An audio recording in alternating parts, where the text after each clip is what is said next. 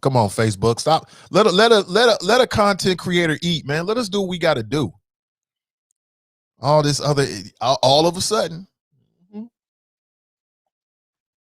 think I'm good. Yeah, I'm good now. Thank you. Good morning to you. Hopefully you can hear me. Yeah, they messing with our flow. No doubt about it. 100%. Uh, okay. All right. I see you. I see you, sis. Looking good out there. Good morning to you. How are you? How is everybody? Hope you're doing well. Hope you're doing well. As I've said, I want to talk about that. How many people got a chance to see Coming to America? I want to get your thoughts about that as well. I got a chance to watch it. I'm going to give you a rating on a scale from 1 to 10, with 5 being average. Average being that it's all right. You ever seen a movie or a Netflix or a series and you're like, man, that was all right. It didn't really over impress you, but it didn't necessarily, you weren't super disappointed. It was just like on. That's what 5 is. 5 is just average. Okay. I would give Coming to America. This is just my own biased viewpoint now, because you might be like, nah, it's better than that, Nate. And that's fine. We don't have to agree. Okay. Don't have to agree. But I would give Coming to America, I would, on a scale of 1 to 10, and then 10 would be like out of the park. Like you want to watch it again kind of thing. Like you got to watch it again. Like you ever been in a movie theater and before the movie was over, you already knew that you was going back to watch the movie again? That's a scene from Coming to America. A lot of people were praising the acting in the movie. And if you don't know, this, of course, was a follow-up to a movie that came out 30 years ago. So if you're in your 40s or 50s or 60s, then you probably watched the first Coming to America and you probably loved it. And it had stars in it. Leslie Jones was in it. Hold on a second. Let's see that. I think I like that better. Yeah. So Leslie Jones is in it. Wesley Snipes was in it. Arsenio Hall. I mean, a lot of the original cast was back and made cameos back into it. And if you don't know, the first movie surrounds Prince Akeem Jaffer. We have an Akeem Jaffer in the Chop Shop as well. That's where he got the name from, if folks don't know. And he is sent to America, or he goes to America to find his bride, the woman that he's going to love. He goes to Queens and ends up finding a black woman, and which is a departure from real life right now for Eddie. And he ends up finding his bride and going back. And in the new movie, if you haven't seen him, it's going to be a little bit of a spoiler. He picks back up on that. He's still Prince Hakeem Jaffer as it begins, but some things unfold that lead him going back to America. This time he connects with a long lost son that he didn't know that he had. Apparently Prince Hakeem got freaky dicky. He got a little high. He was drinking, smoking, and some things happened that he didn't really remember. And I'm like, okay, how you not remember that? But it is what it is. And it turns out that the female actress known as Leslie Jones, that's the sister right there on the right, and she ends up playing his baby mama, for lack of a better term. I mean, that's what he is. And that's his son right there. And he even got the Killmonger haircut. And all of the original laughs are back. A lot of people were like, you know what? Is that going to work? That was something that was funny 30 years ago. Is that going to be funny today? That's another scene right there. That is, of course, Wesley Snipes, aka Blade. And I like Wesley Snipes, man. I don't know. For whatever reason, I like him. He's got his issues like everybody does, but I like Wesley Snipes. And then there's a sister right there, Tiana Taylor.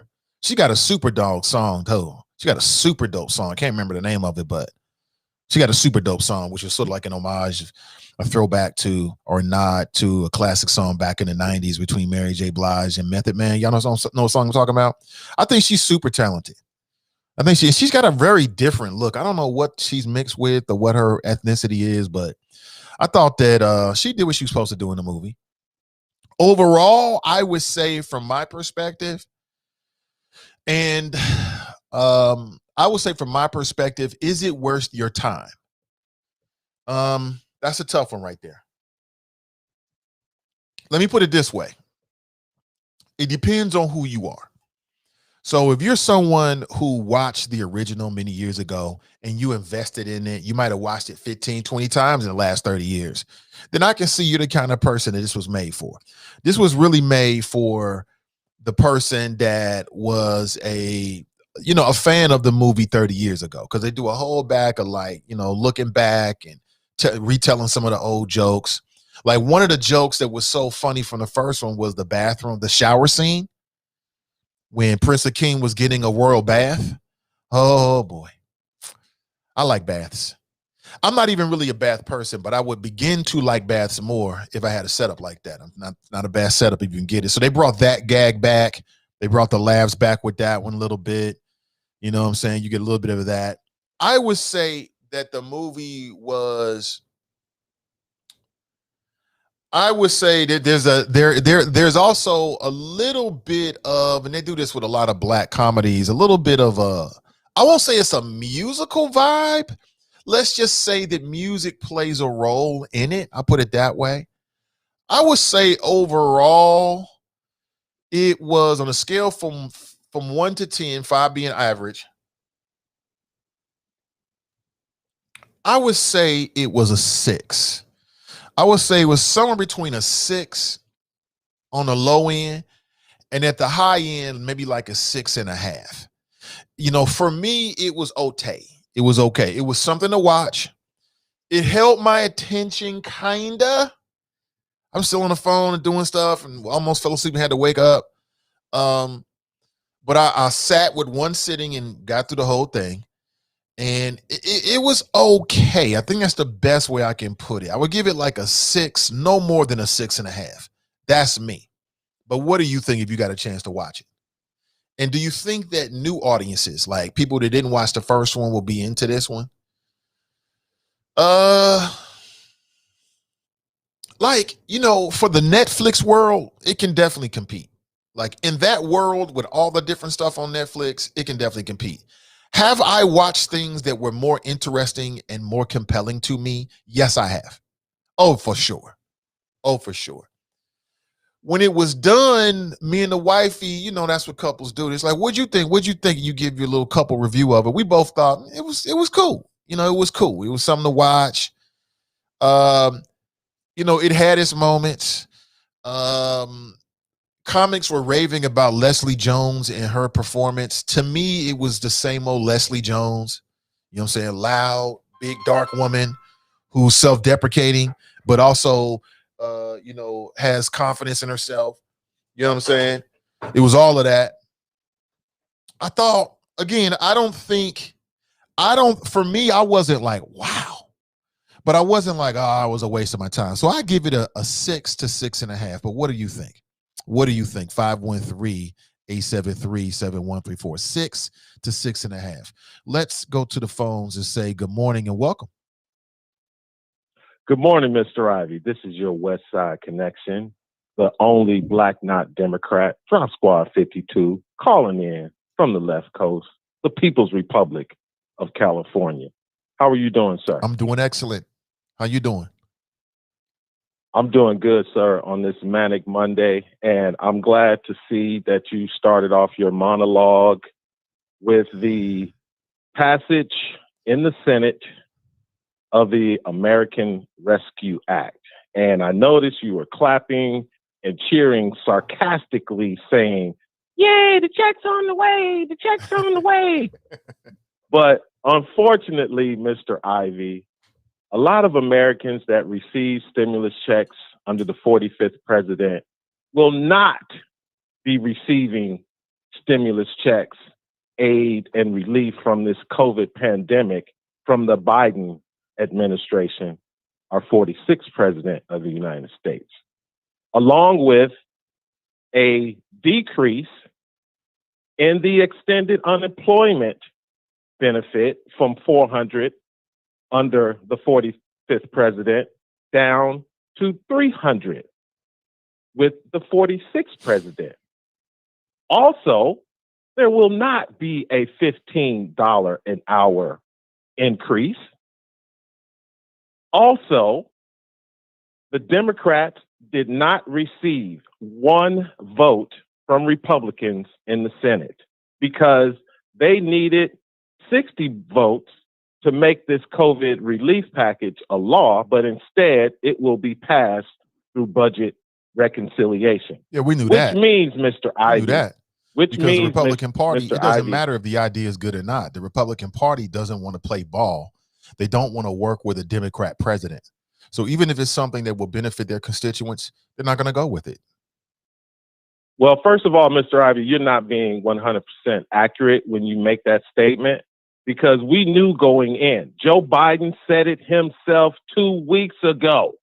Because remember, he used to live in the Senate before he became the 44th vice president. The 47th vice president of the United States under Barack Hussein Obama.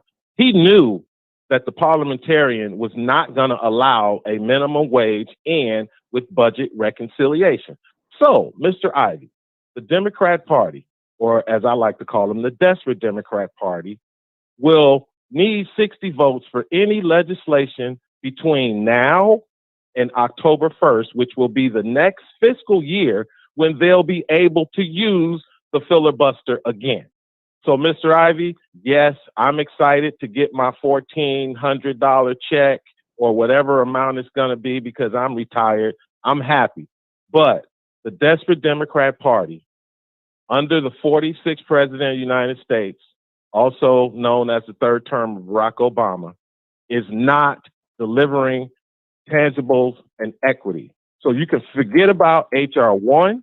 You can forget about the George Floyd Justice Reform Act. You can forget it because Joe Biden, just like Barack Obama, used the wrong piece of legislation for his first substantial bill to be passed. So America, he used the wrong piece of. Do you realize, sir, that we're still in a total? Do you realize that we're still in a pandemic? No, we're not. Okay. Do you realize Do you see what's we're living going in two different worlds? Mr. Ivy? The pandemic is We are still not going in a on. pandemic Hold on, anymore. sir. Hold on, sir. The pandemic is, see, that's where we fundamentally are on two different sides of the universe. For me, the pandemic is still going on. And then do you realize that for you millions personally, of but people not for the do you nation. realize that millions of Americans have lost their jobs and or they're still not working at the same level that they were before the pandemic? Do you realize that, sir? Mr. Ivy, yes, I realize everything you said. So having but said the both of point those is, things, hold on, let me get it all out and then I'll give you the okay. floor. Having said both we of want to those have a things, conversation. Okay, let's that's have a cool. conversation. So having said both of those things, number one, the pandemic is still going on. And number two, millions of Americans have lost their jobs and are not making the same money they were making before the pandemic. How can you say with any real credibility that starting with a COVID relief package is the wrong thing to do? And the third part, and here's the real kicker, is this is what he campaigned on. This is what helped him get elected. He said he was going to do this first.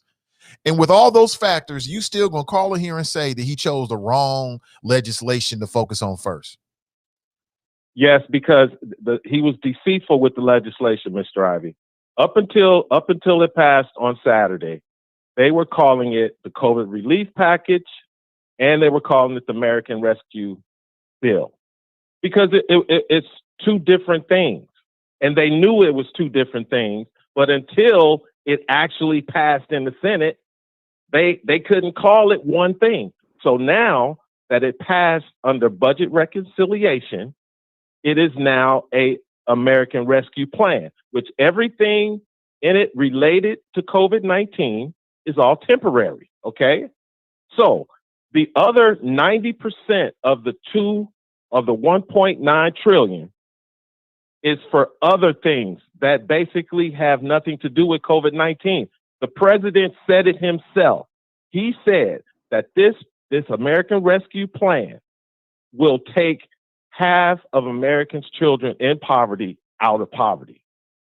So if he passed a reconciliation that removed half of America's children in poverty out of poverty, why didn't he make it enough to remove all of them out of poverty? So again, Mr. Ivy, I think you're asking the wrong question to the wrong people. They were deceitful. They were deceitful like most politicians are, because that's why they speak the way they speak.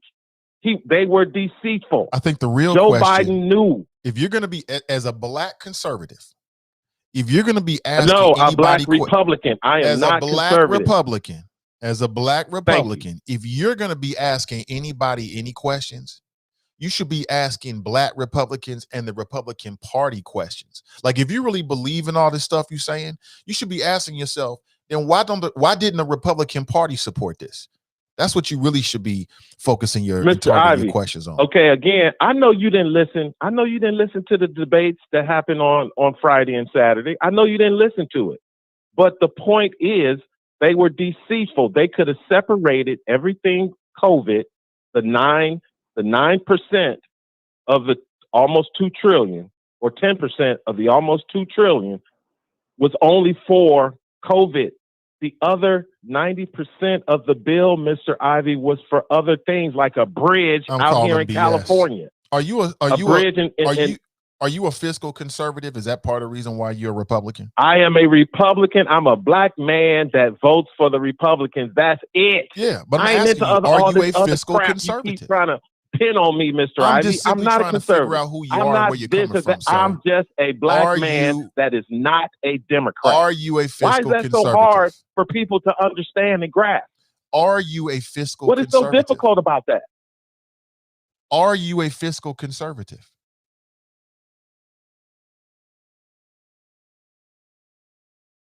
Hello, sir. Okay. So if you're a fiscal, thank you for the call. If you're a fiscal conservative, then if you got such a big problem with the relief package, then when you get your $1,400 check, give it back or donate it to some philanthropic, goal or something like that. But you're not. You're probably going to go out and get you some podcast equipment. So please stop it with all of what they could have did and should have. Please, we know what the game is. The Republican Party largely is the obstructionist party. It doesn't really matter what the legislation is. It doesn't really matter whether it's going to have a negative or positive impact on the people. It's all getting caught up with politics, sir, and you're a hypocrite. Simple as that. If you all fiscally conservative, then give the money back. The $1,400 you said you got coming, then put it back into the pockets of the people or some charitable organization. But you're not going to do that, are you? You're going to go out and get you some podcast equipment. So please stop. Please stop. Amina writes, the movie was okay, but not great, but not bad also. Hey, good morning, Amina. That is an interesting way of putting it. It was okay, not great, but not bad. Right. I'm not saying the movie was bad. I'm not saying that. I'm saying the movie was okay, but not great. That's a great way of putting it. Nat writes, it was okay flick. Wesley was really good. Did anybody, again, I ain't trying to get deep with it because it's comedy. It's comedy. So it's supposed to be fun, right? Did anybody feel any kind of way about some of the depictions, in particular of of Wesley Snipes' character? You know what I'm saying? He's supposed to be like the third world dictator, whatever. But you tell me, I mean, it's comedy, so it's made to be funny. We should laugh at it and not get all super deep with it, but you know me. Good morning to you. Irish writes, I love the visuals, the fashion, the original cast, all the roles Eddie and the other dude played like they did in the original movie. It was funny. You couldn't help but to laugh at some parts. Most of all, black women were beautiful, smart, and had major roles. She's right about that. The black women, aside from Leslie Jones, and including Leslie Jones, in terms of them all being beautiful, I love the costumes and all that kind of stuff. I thought it was all super dope. The black women were fierce. They were intelligent, straight from Wakanda, for the vast majority of it, which I enjoyed. I thought that was good as well. But what are your thoughts? Hey, Crystal, what's up? I know she was having some issues. You back? I can hear you. Yeah, that's Facebook effing with us. Tell Facebook to stop effing with the Nathan Ivey Show. Anthony writes, I give it a 6 or a 7. It was good to see the old characters again. Would watch it again. Would I watch it again? I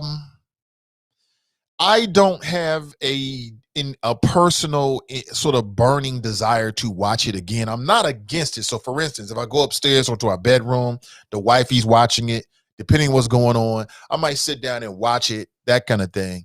but I don't feel a desire right now to say like I got to go back and watch it again. I don't feel that. Now I might, but I'm saying I don't feel that way. Sometimes you see a movie and before the movie is over with, you're like, oh, I got to watch this again. You know what I'm saying? What was your take on it? You liked it.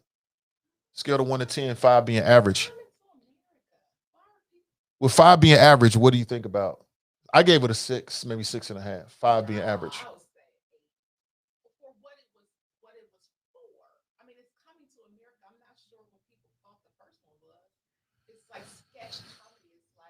They can't hear you. Yeah, come closer. I would give it like an 8. I think an 8 over. Yeah, I think we're over like the 7.5. I think we're over analyzing. Yeah, I think so. It's supposed to be. I tell you the best part. What I really loved about it was the cameos. Mm-hmm. The cameos. The cameos were amazing, and really looking back and thinking for those of us who we're older now, like that's 30 years, a 30-year difference. Mm-hmm. And what anything is, it solidified that black don't crack. Oh, it solidified that black don't crack. Okay. So the wife you gave it at, would you say 7.5? 7.5? Yeah, I'm good. Thank you. 7.5. Okay. Okay. We ain't too far off. I gave it a 6.5 at the most. Hey, what's up, Moments? Deaf Moments. Good morning. Anthony writes, Leslie was off the hook. Like how she reminded Eddie's wife of where she came from. Yeah, she was definitely the comedic relief. She did in a comedy, if that's even makes any sense. But she definitely played a very pivotal role. But it was the same old Leslie Jones. You know, it wasn't anything different. That's the same character she played in SNL. Nothing wrong with that. You can make a lot of money playing the same character in different venues. You know, look at your boy Kevin Hart. And that is what it is. I'm not hating on it. I'm just getting your thoughts on it. Tiff writes, good morning. Good morning to you. Janine writes, what did everyone think of the Prince tribute in Coming to America? The Prince tribute. I might have missed that. I might have missed that. Prince tribute. Was it in the after credits? Because if you watch afterward, just like they did some like stuff, they did outtakes and things in the credits where the credits were rolling. But Brian writes, I went in with no expectations, laughs, and for nostalgia's sake. That's me too, Brian. Good morning to you. I went in with no expectations whatsoever. I had no expectations. I had a clear mind. It didn't matter to me one way or the other. Again, I didn't read a whole lot of reviews about it. I just went into it it caught me by surprise. Literally, I was in the living room with the wifey. She's like, hey, I'm going to the bedroom to watch Coming to America. I'm like, Coming to America 2 is out? I was oblivious to it. I'm like, well, I got some time. Let's do it. So I watched a little bit of it with her. So it was completely off of my radar screen. Anthony writes, man, we started off on a good fig. Now we get this guy on the phone. Oh, you know, that's family right there. Drop is your Republican governor that comes to the barbecue with a MAGA t-shirt on and argues with everybody. Dead wrong. He dead wrong through the whole barbecue, but never admits it. Will never admit it. And then he'll give you a couple bucks before you leave. Get yourself something nice.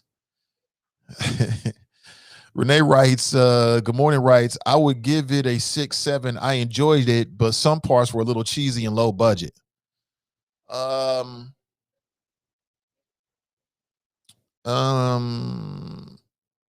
They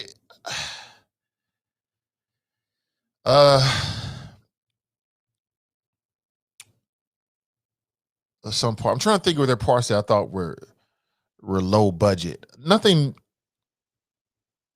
I can't remember anything I thought like, okay, that's low budget. Was it some cheesy moments?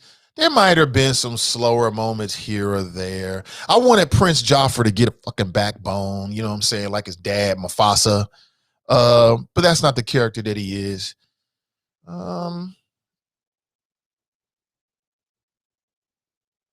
Okay, let me sit with that some more. Good morning to you, Renee. Charles writes, Coming to America was exactly what it was the first time. Phil was zany and over-the-top characters. Eddie didn't change his formula. We just matured and the bits didn't hit the same, but it was good for what it was. Okay, Charles broke it all the way down. Tracy writes, it was good for what it was. It was more for nostalgia than anything else.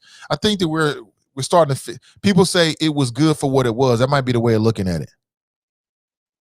Anthony writes, all because of the tight ass Republican punks. Def Moments writes, not wasting my time, another Hollywood fairy tale movie wanting Black America to believe.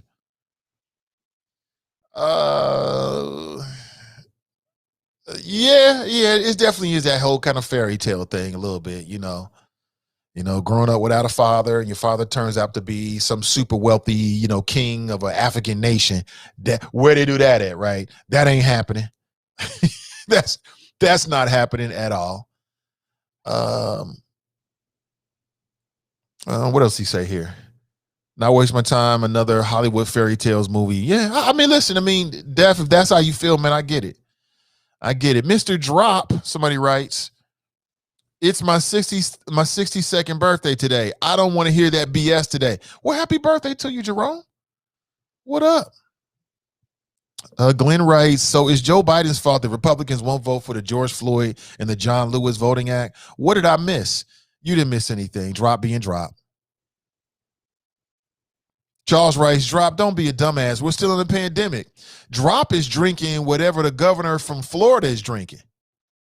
This fool said, not only are we going open 100% of businesses, but he's dropping the mask mandate.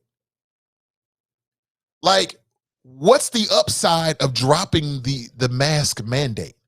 Like, what do we gain with dropping a mask mandate? Nothing. Like, I can sympathize with the businesses. I wouldn't do it if I was the governor. I don't think. That wouldn't be my first. I don't think it's smart to open up 100% of the businesses, no matter what kind of business. But you can make a stronger argument that has more substance behind it, more of an upside, right? Because people are losing their businesses left and right. I get it. But no mask mandate? Oh, what's the upside of that? Or reverse it. What's the downside of it? No, there's no downside. Putting on a mask is so easy. Plus, everybody looks cool now. Got your little mask on. You know what I'm saying? Straight from Wakanda. Come on, man. You want to be a superhero? Now everybody's a superhero. Everybody got a mask on. It looks cool. And it's so easy. That right there, the decision to lift the mask mandate in Texas is what Drop in the Republicans. That's nothing more than politics. Like, people who are against masks are flat earthers. These are science deniers. So he's sending a message to them on a political tip. Damn shame. How many people watched the NBA All-Star game last night? I did not. I do know that Giannis Antetokounmpo,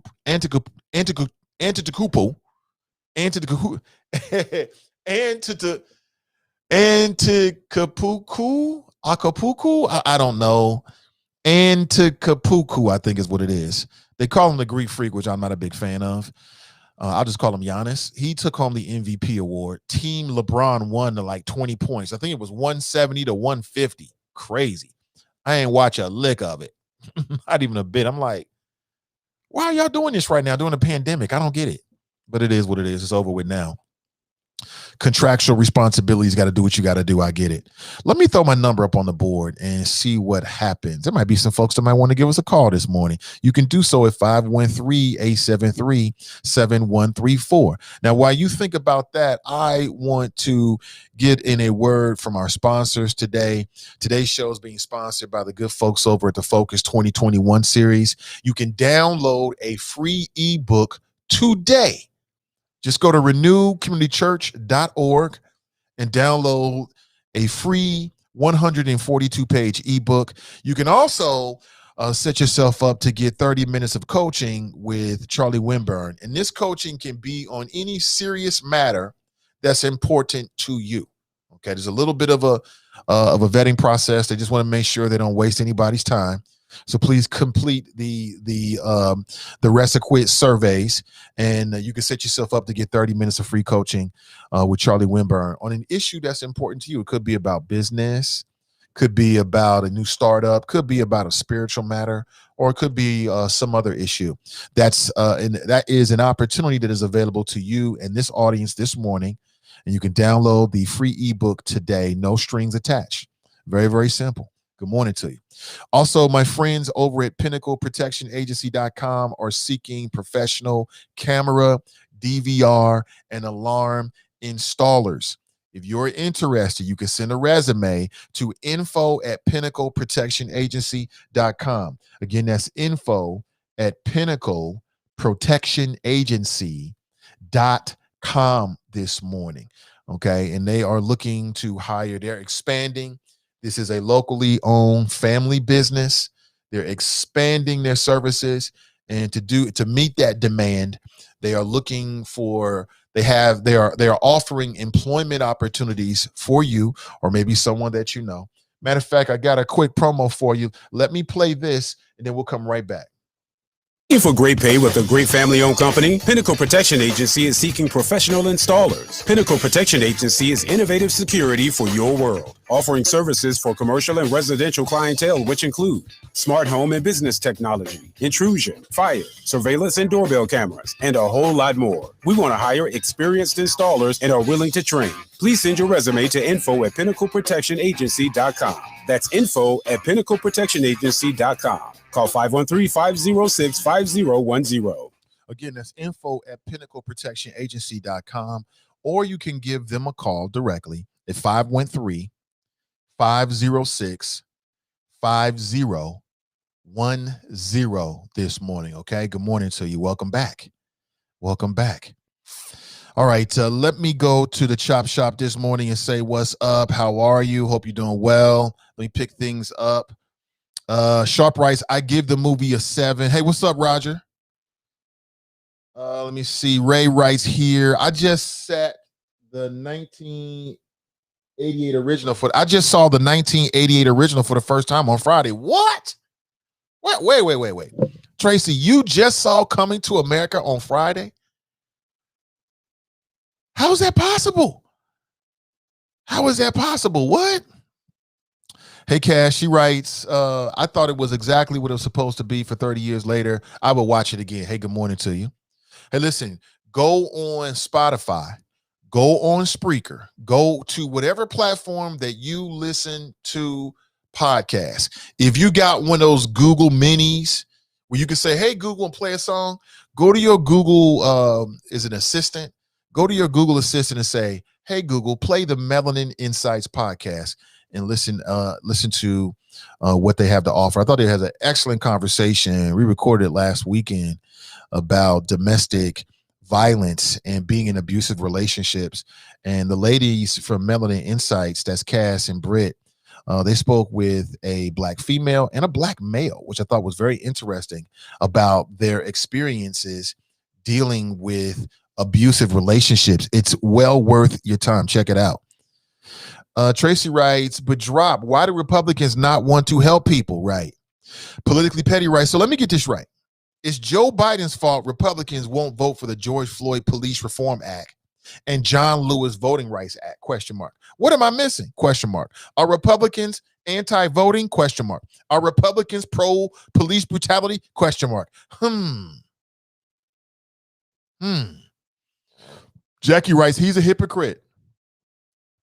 Politically Petty writes, Drop got shook and hung up. Drop is just sick of my ass. I can tell he's getting more and more sick of me every time he calls in, because I will not go along with what he has to say. He's getting fed up. I can hear it in his voice.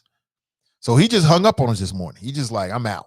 He ain't say nothing. He just hung up. So I'm like, I waited. I'm like, hello, sir? And I just figured he hung up. So we just kept on going. See, Drop is about sick of me. But I would be less than my brother's keeper if I let him call in here and I didn't set him straight, or at least hold up what he's saying so he can see it, right? And I want my brother to be on point wherever he at. And he is not on point this morning. He is not. Hey, what's up, Nikishi? I can't hear. Oh, that's a problem. Chris writes, there's a lot of pork in it. Yep, there is a lot of pork in it. I realize that. Mrs. Love Being Black writes, good morning, fellow beautiful smart choppers. That's what happens when people start to politic things. Oh, she writes, okay, it's good, great. That's Facebook effing with the show. Facebook, you encourage people to create video content. I am creating video content. Leave me the F alone. Leave me alone, Facebook. $1,400 is getting people out of poverty, or did I miss something? Right. It should be $1,400 a month, but it is what it is. Okay, let me give you the details. So basically, there's going to be $1,400 checks for adults and also dependent children. So you got a family of 4, and if the combined household is making less than $140,000, then everyone in the household is going to get $1,400. If you're an individual, the threshold's been changed. They lowered it, meaning that the eligibility is lower than it was with the previous 2 stimulus checks. Now, I don't know why they think everybody's back to normal, but a lot of people are still hurting. Okay, so the last information I read is that threshold is around $80,000 for an individual. After that, if you make more than $80,000, it's not that you won't receive any money. You will. They're just going to start. It's going to be less. They're doing this because they want to make sure the money goes to the right people. Now, what I think is so funny is that when the Republicans passed comprehensive tax reform, they did it across the board for all people in a certain tax bracket. So let me get this straight. Working class and poor people, they don't need $1,400. If you make $80,000, $85,000, oh, you're making too much money. But we want to give tax breaks to people that are making millions of dollars.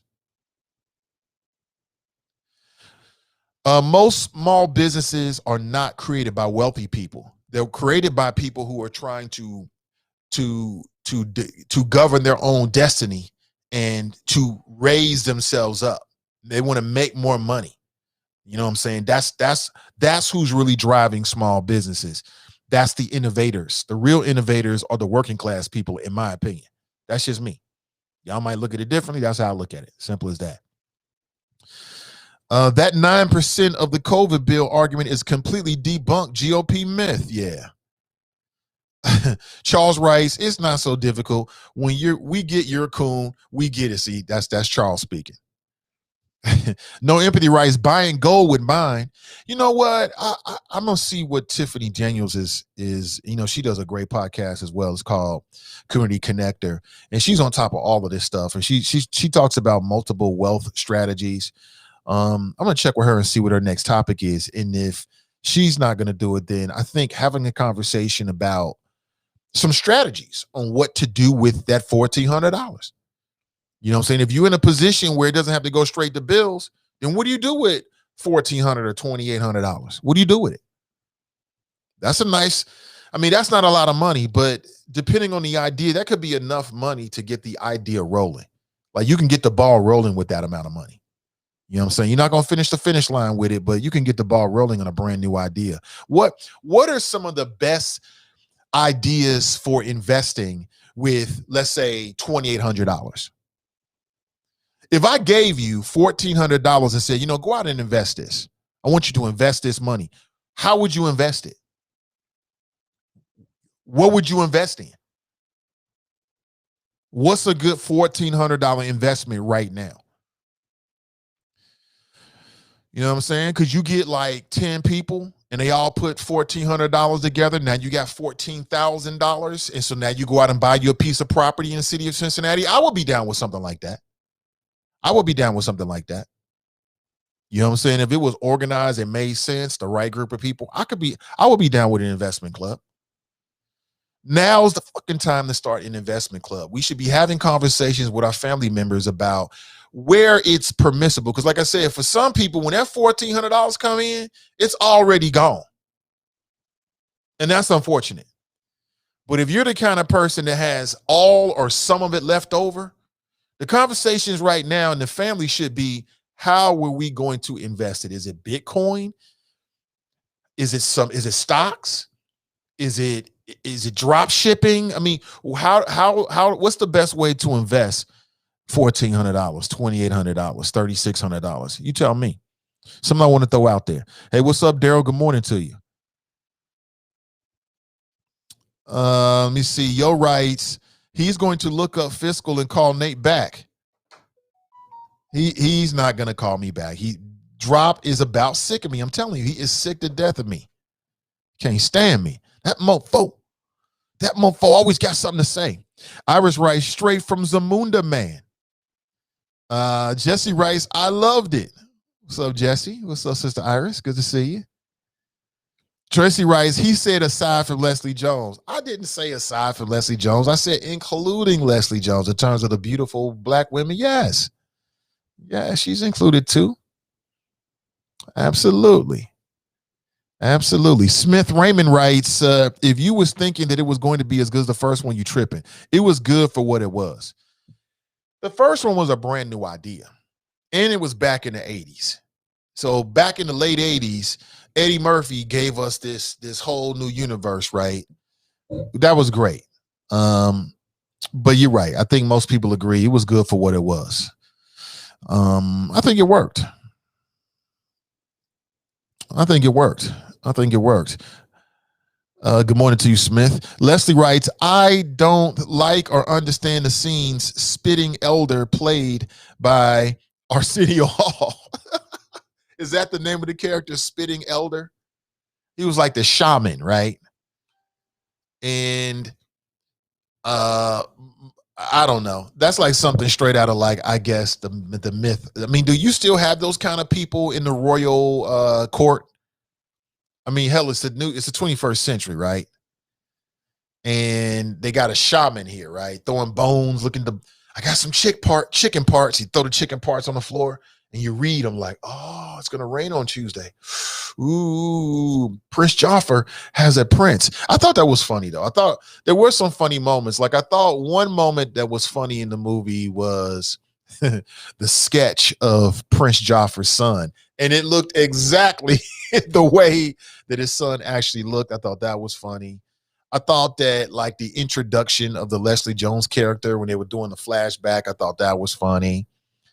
I thought it had some moments. I thought it also had some critiques as well. Iona writes, I will give it a 10. If any movie gets a 10, that one do. Okay, Iona, she said 10. All right. Brian writes, I agree with your wife, Nate. People are overanalyzing it. It's really not that deep. It was something to watch, LOL. But that's what we do, Brian. If we're not going to overanalyze stuff, then what are we going to talk about on podcasts and live stream shows? That's the world we live in. We overanalyze everything these days. And I love it. Sean writes, what was your expectations, ? I didn't have one. I want to watch a good comedy movie because there aren't any out there. So what happened to the black comedy movie? Are there any good black comedies out there anymore? That's one thought that I had as I was watching it. Like, what happened to the black comedies? See, new black comedies.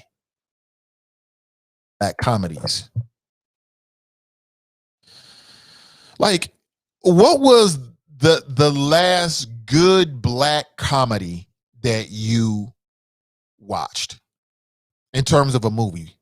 And by black comedy, I'm talking about like the lead characters were black or maybe a majority black cast. What was other than if people like Coming to America too, I'm just curious. What was, before Coming to America, what was the last good black comedy that you watched?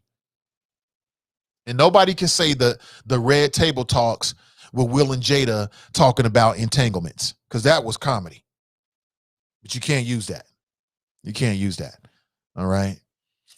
Kamiki writes, Chris Thomas, those few things made up the other 91%? Spending bills often contain other line item expenditures. The argument is asinine.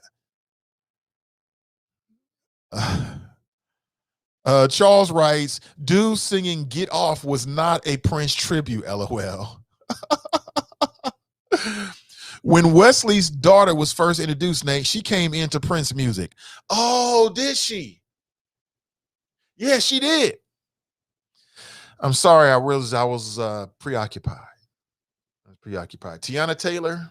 I'm going to have to find some space for her in the fantasy file. Yes.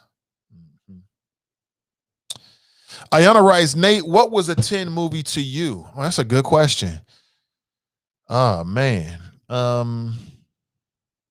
A 10 movie to me. What was a 10 movie to me? That's a damn good question, Ayana.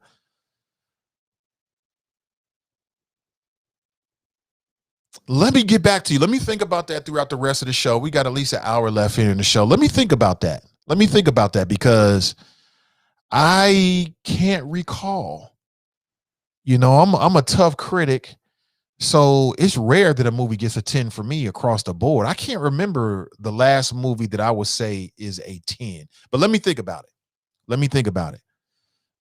Good morning, everybody. When do you think of the second born from Akron? The second born. You're talking about Seth Curry, who was born in Ohio, another son of Ohio.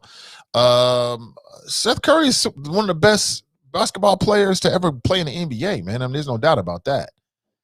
Dude got heated. He got heated in the 3-point contest. I watched the highlights on YouTube afterward, but I didn't watch the game live or any of the festivities live. Which I hope people did and got a lot of fun out of it, you know, departure from what's going on. So yeah, I got nothing negative to say, man.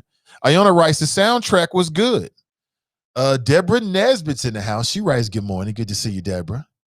Deborah Nesbitt. Chris writes, cheesy moments. What lion you know will eat canned food? LOL. That's true.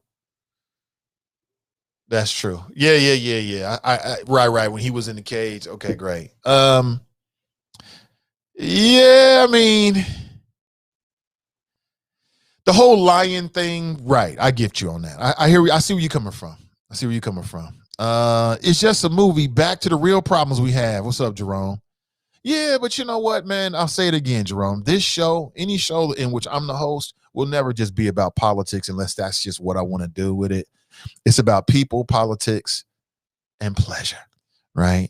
And enjoying some good television or movie or Netflix. That's the pleasure of being a human, right?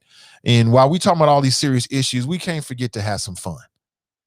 We got to have fun. What's up, Willie? He writes, that's Texas and Mississippi. You're right about that. Dumb as hell. Dumb as hell. Marisha writes, good morning. Hey, good to see you, Marisha. Let me see. Oh, no apologies needed. Brent writes, when Coming to America 2 is eventually shown on network TV, I will watch it just like Coming to America, Death and the Funeral, Welcome Home, Roscoe Jenkins. Oh, you ain't playing with, okay, you tough on it. Okay, nothing wrong with that.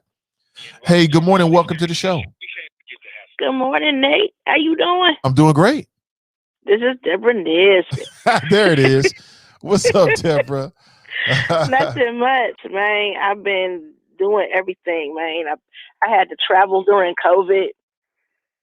I had to, oh my goodness. It's really not much different than traveling not during COVID. It's just you wear a mask. Double up on a mask if you really have to. I've spent a lot of time like giving people the evil eye, like back up. Like I spaced myself between people. And then I looked at people like, and then they knew to back up or stay their little distance. But that's people still want to crowd up on you in the store, in the line, in the airport, everywhere. I'm like, cut it out. They do. Yeah, I don't understand. It's like all the stuff we used to tell people back in the day. Say it, don't spray it. Like people don't know not to be all in your face. Give people personal space. It's like COVID is retraining us to do all of those things that we should have been doing in the first place. Or not training us, but training certain people. You know who I'm talking about. I'm not going to mention any skin colors. But anyhow, I was teaching people just how to act and how to be polite.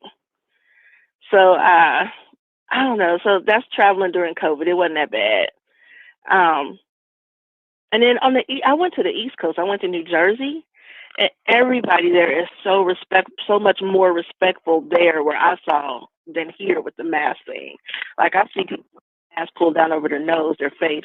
Like, you see that there, but you see it from a distance. And when people got close to you, they would actually nod or give you the head nod and then pull their mask up over their face. Like I see you, like I was in my space, but now that we're coming into space together, they actually pull their mask up over their face. It's like it's a whole different laid back, very much more respectful vibe. I was very impressed by that.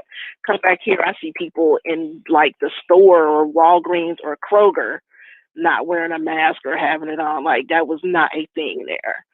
So different places have different vibes on the whole like mask thing.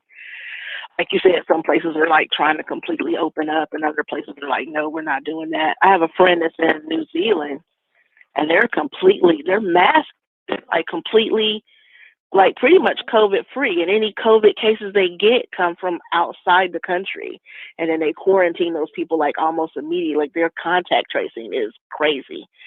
They do it through the cell phones and stuff. It's just so you don't have to worry about that. Like, I don't know, we could eradicate this if we want to. We could eradicate a lot of things if we want to, but it's just people being actually willing to do it.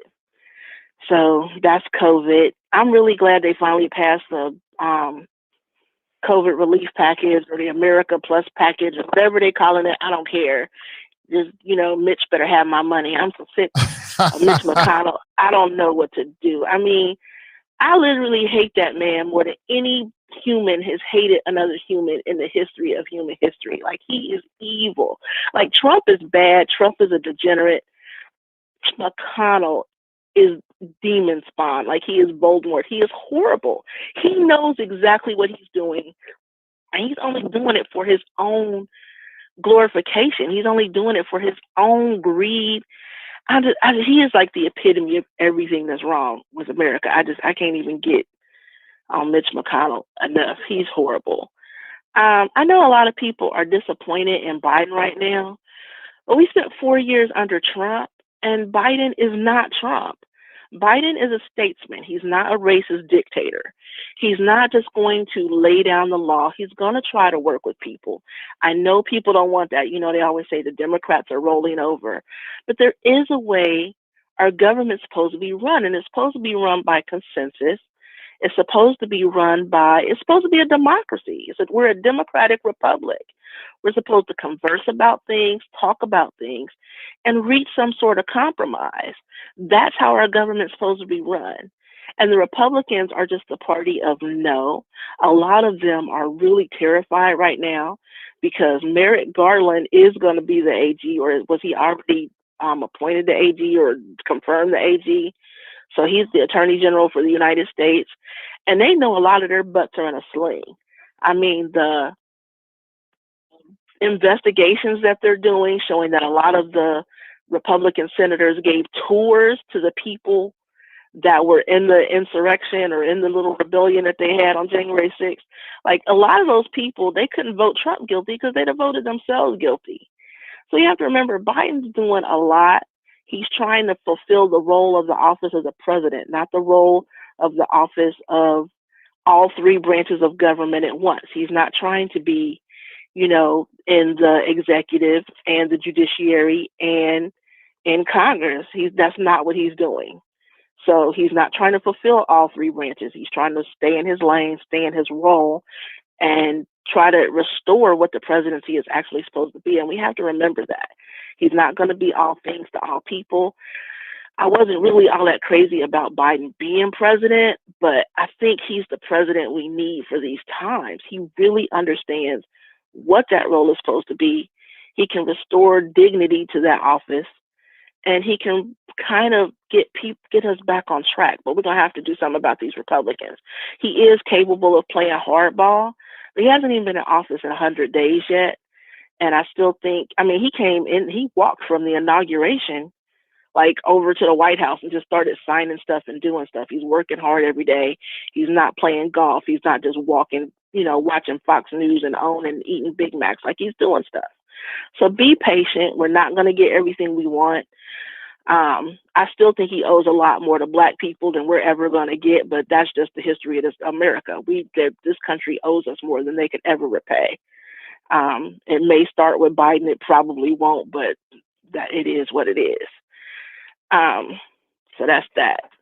As far as Coming to America, since we're talking about everything you talked about this morning, I didn't watch the movie. My daughter did.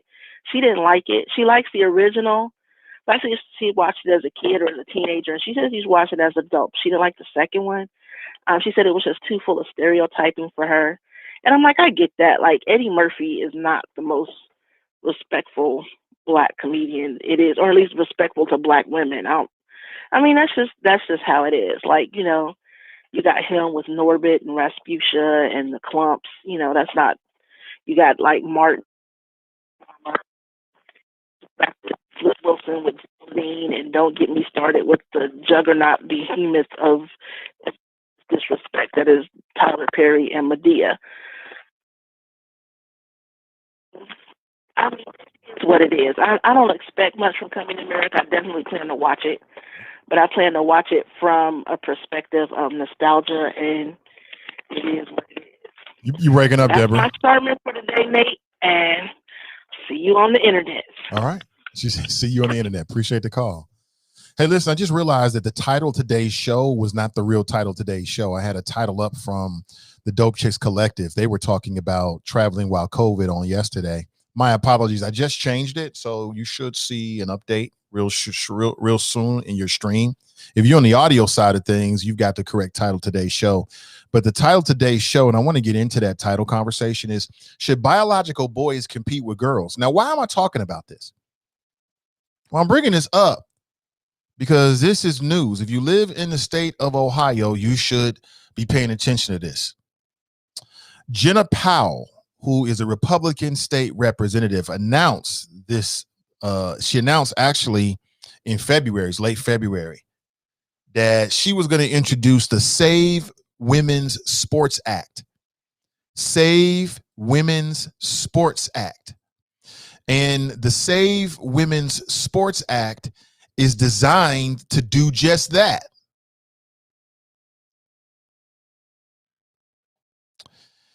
It's designed to promote fairness to all and preserve the integrity of school sports.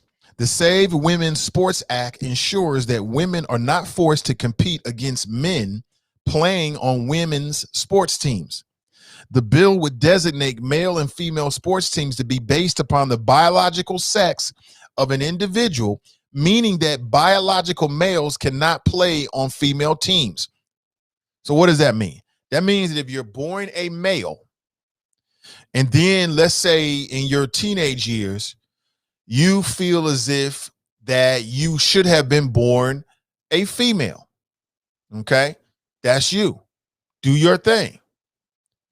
But what it means is that as you make that switch, you will not be allowed to now enroll in girls' sports. So imagine a situation where you have a track team, a girls' track team.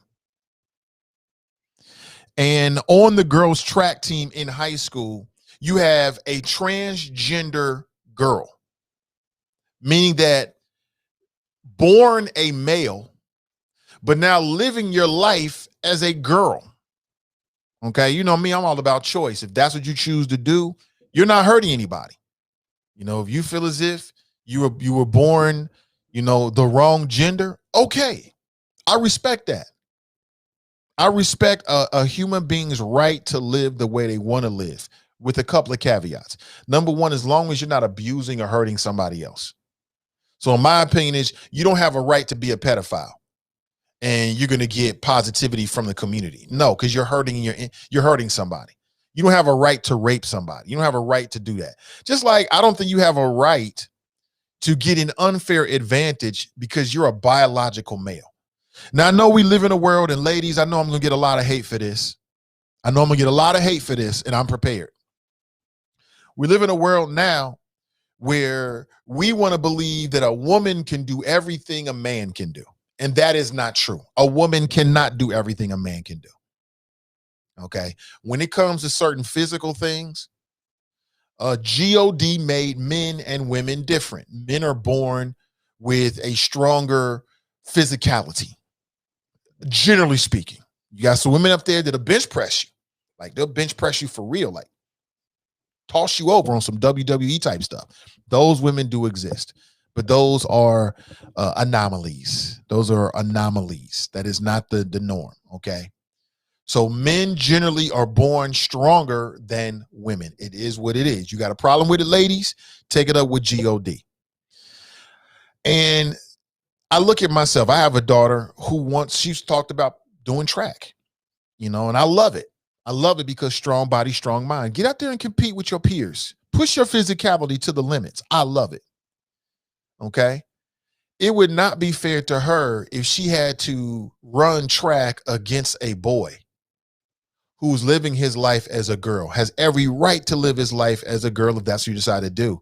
But I don't think that in getting your freedom, you should be able to trample on the freedoms of everybody else. And to me, it makes no sense to me. As a competitor, I only want to compete against people that can actually compete. I don't understand. I'm born biologically a male. I'm in high school. Oh, I want to run track now. I'm going to run track on the girls' team. I don't get it. What are you actually getting out of it?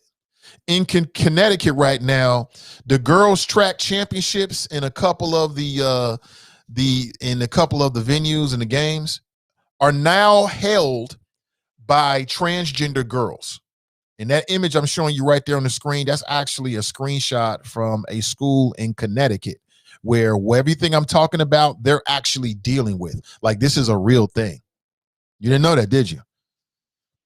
Families of 3 of the high school runners have filed a federal lawsuit looking to block trans athletes in Connecticut from participating in girls' sports. And to me, this just makes perfect sense.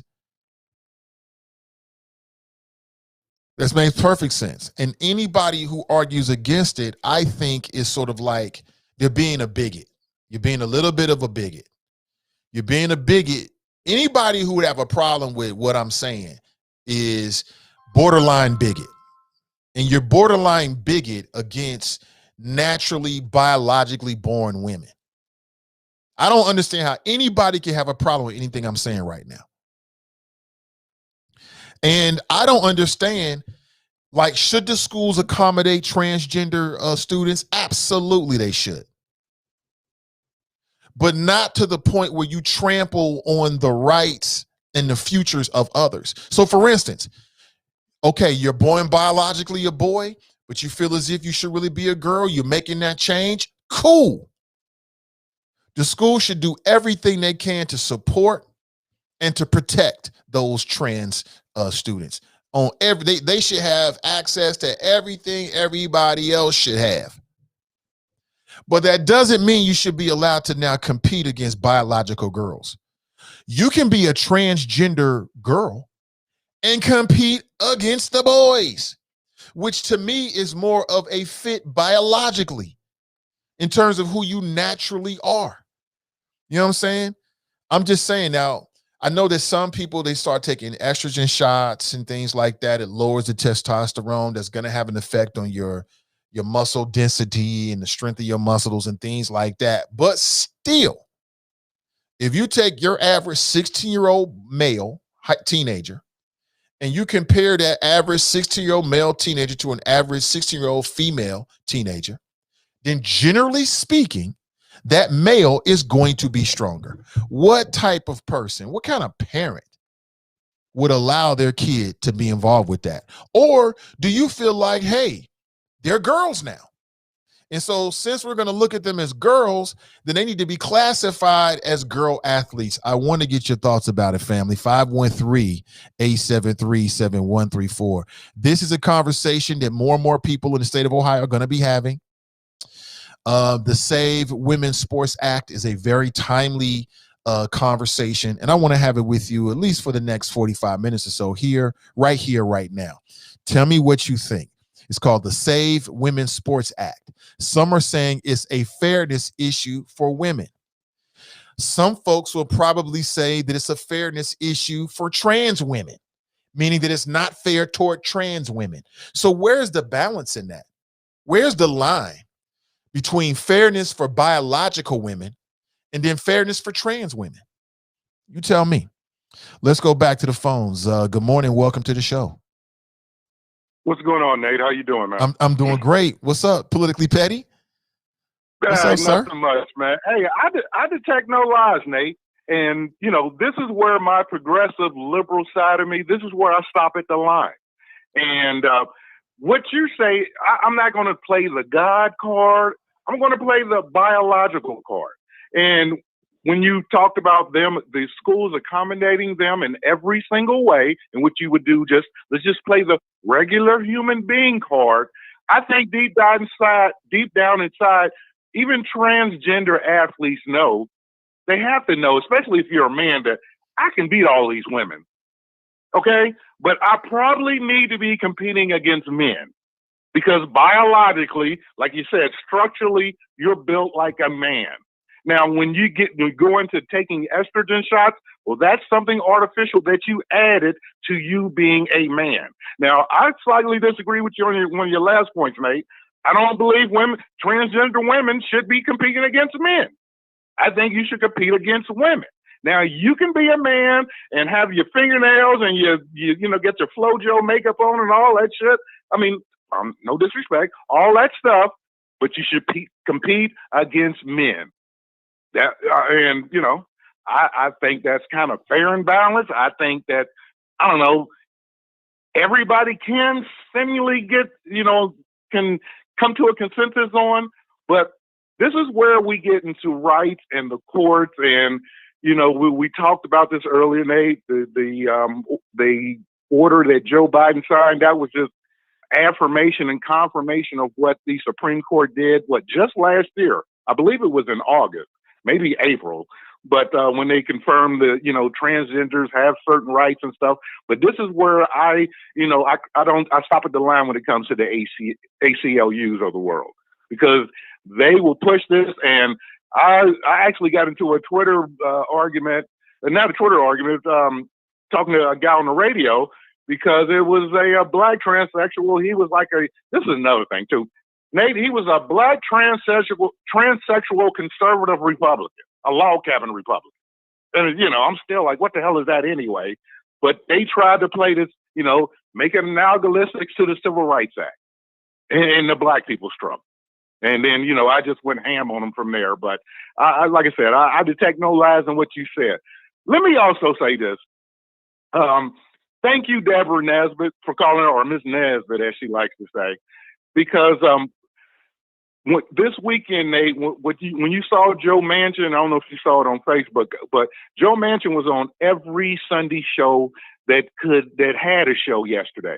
And he was making his Ice Cube Redemption Tour Sunday show appearances. That's exactly what it was, because he's gotten heat all over the place. I don't know if you're going to talk about this later, you know, tomorrow or whatever, because I know you want to stay on topic. But did you see Kristen Sinema, and she do the little dip or little dab with her little Becky boots on, a little Karen skirt? Mm-hmm. You know, she's like, yeah, you know, she's catching heat now. Hey, because, you know, she and Manchin are, you know, one and the same, but then she going to do the little dab stuff and walk off, like I said, looking like a little Karen, little Becky with the little boots on in the skirt. You know, the House progressives, they hammered them, Nate. And again, that's the reason why Manchin was on. And actually, he's, I want to say, was it Chuck? I think Chuck got him to say, like, hey, if you decide ultimately after you get over this, we got to go through procedures and try to get people, you know, to come together and, you know, and do something bipartisan. If you get to the point to where you don't see them doing anything on behalf of Democrats, will you consider the filibuster? And he actually said yes. So that was like maybe one concession. The problem is, Nate, is that they're going to have to deal with this guy for what? I think Senate 6 years. I think he got 4 more years to go. They got to find some way to primary him. And I don't know how you're going to primary Joe Manchin in West Virginia. So I appreciate you taking my call, bro. Like I said, as far as transgenders are concerned, you're biological male. You compete against male. Biological women, you compete against women. You have a good one, man. I'm Petty out. All right, take it easy. No, so we actually agreed. That's what I said. I said, if you're a biological male, you should compete against males. And if you're a biological female, so if you got a biological female that's now a transgender male, I think that biological female should compete against other biological females. I think that's fair across the board to everybody. Now, some people say, well, it's not fair to the individual. Well, it depends on how you look at it. You know, you got to weigh it. Like, what's more important, being fair to one transgender student or being fair to the whole team of students? The whole team of students is going to win every single time. That's the way that's the good old fashioned democracy. What's best for the majority, right? But let me go back to the details here and give you some more information about this. So it's called the Save Women's Sports Act. The legislation goes further to protect a school or college who preserves women's only teams from being punished by a government entity under a state or local non-discrimination law. Additionally, the bill allows any student a private right of action who may be deprived of an athletic opportunity or is harmed by a school or college that violates this act, and protects the student from any retaliatory actions taken by any school. The bill also creates a process to resolve any disputes over a student's sex and respectfully accommodates those who have an intersex condition or disorder of sexual development to demonstrate they are, in fact, a female. The Save Women's Sports Act also will make sure biological men who identify as female cannot be categorized as a woman to compete against women in sports. So where's the real issue here? Where's the bigger issue for our society? Is it creating protections for transgender individuals, even when it might step on the toes of non-transgender individuals? Or is it protecting non-transgender individuals from the effects of our society trying to accommodate transgender individuals? I don't know. All I know is, if I'm being honest with you, if I had a daughter that was playing soccer, okay, I would have a problem with her competing against a team that's got a transgender girl, born a male, that's out there playing soccer with the girls.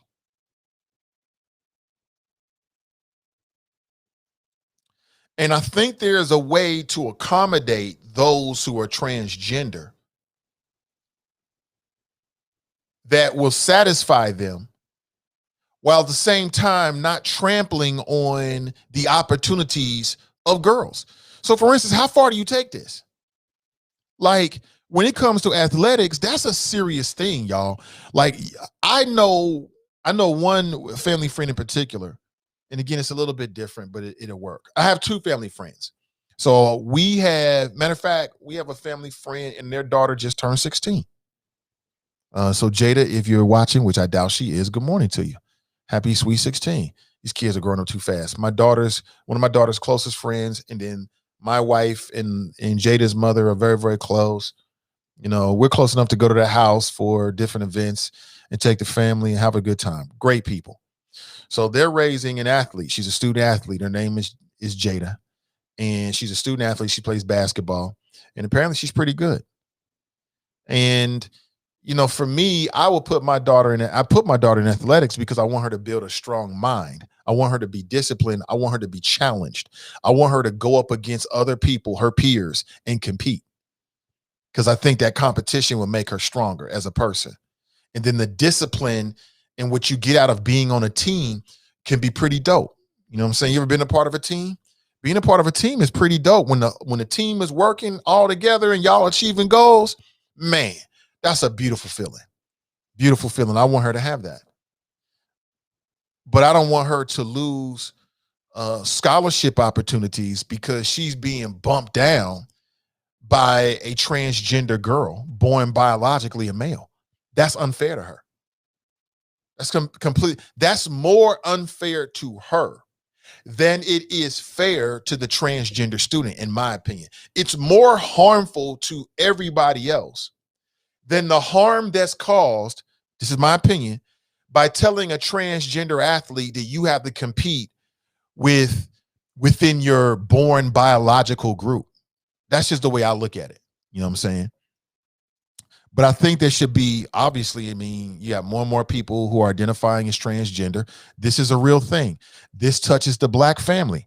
A lot of people are looking at D Wade and Gabrielle Union. Why are you doing that? Why are you letting that boy dress up like a girl? Well, because that boy identifies as a girl. You know, these are Black family issues, whether you know it or not. This is something that's happening right here, right now. I don't know how we got to this point. I don't know how we got to a point where this is so acceptable. This is where we are now. And my interest is making sure that everybody, I don't care if you gay, straight, transgender, it makes no difference what you fluid. It makes no difference to me. You're an American citizen. That affords you some inalienable rights across the board. 100%. Would I work with transgender individuals? Absolutely. They're good at their job. Absolutely. Well, I would have no thoughts on it whatsoever. It wouldn't be a factor for me. Can you do the job? Okay, you're gonna bring the right attitude to the team. Come on in. I got no problem with it. So what happens is when somebody like me express a viewpoint like this, some people will try to run with it and call you a bigot and say you're anti this. I'm pro everybody. I'm pro everybody. But if it doesn't make sense, let's talk about it. Let's talk about it. Simple as that. Tracy writes, the $1,400 check should last till July. Last till July?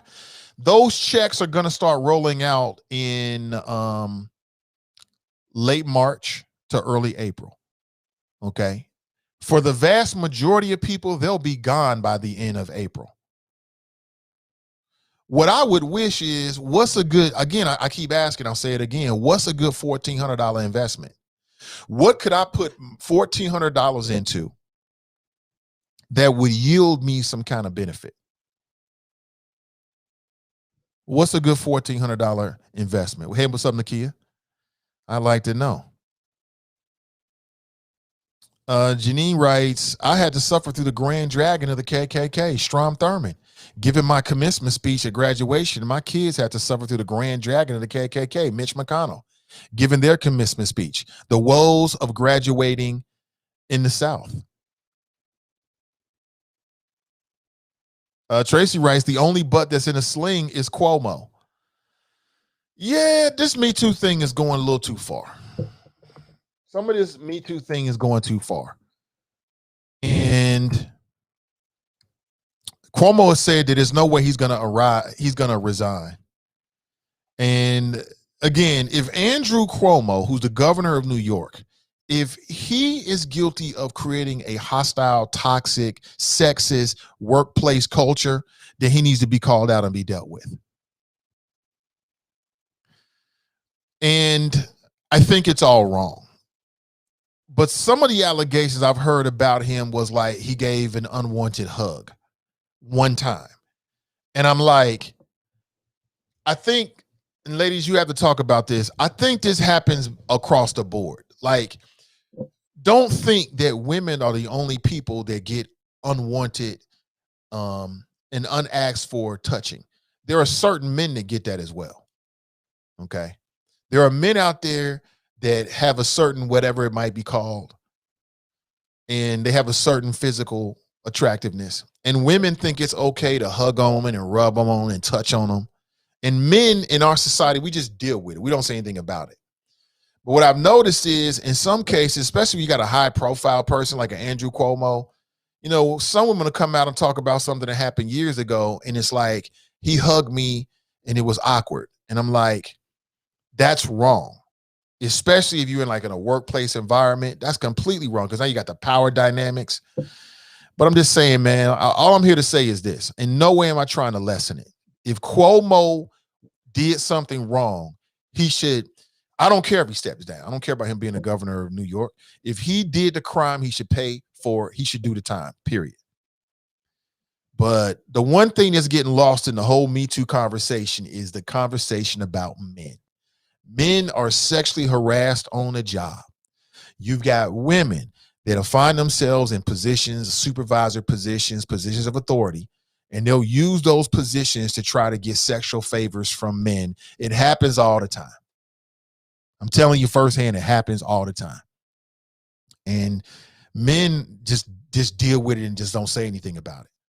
Because people will look at you like you weak or you a simp or something like that if you're talking about how some woman pushed up on you. But I'm telling you, I've experienced it myself. I have gotten jobs and I could tell that the woman who was doing the hiring wanted to smash.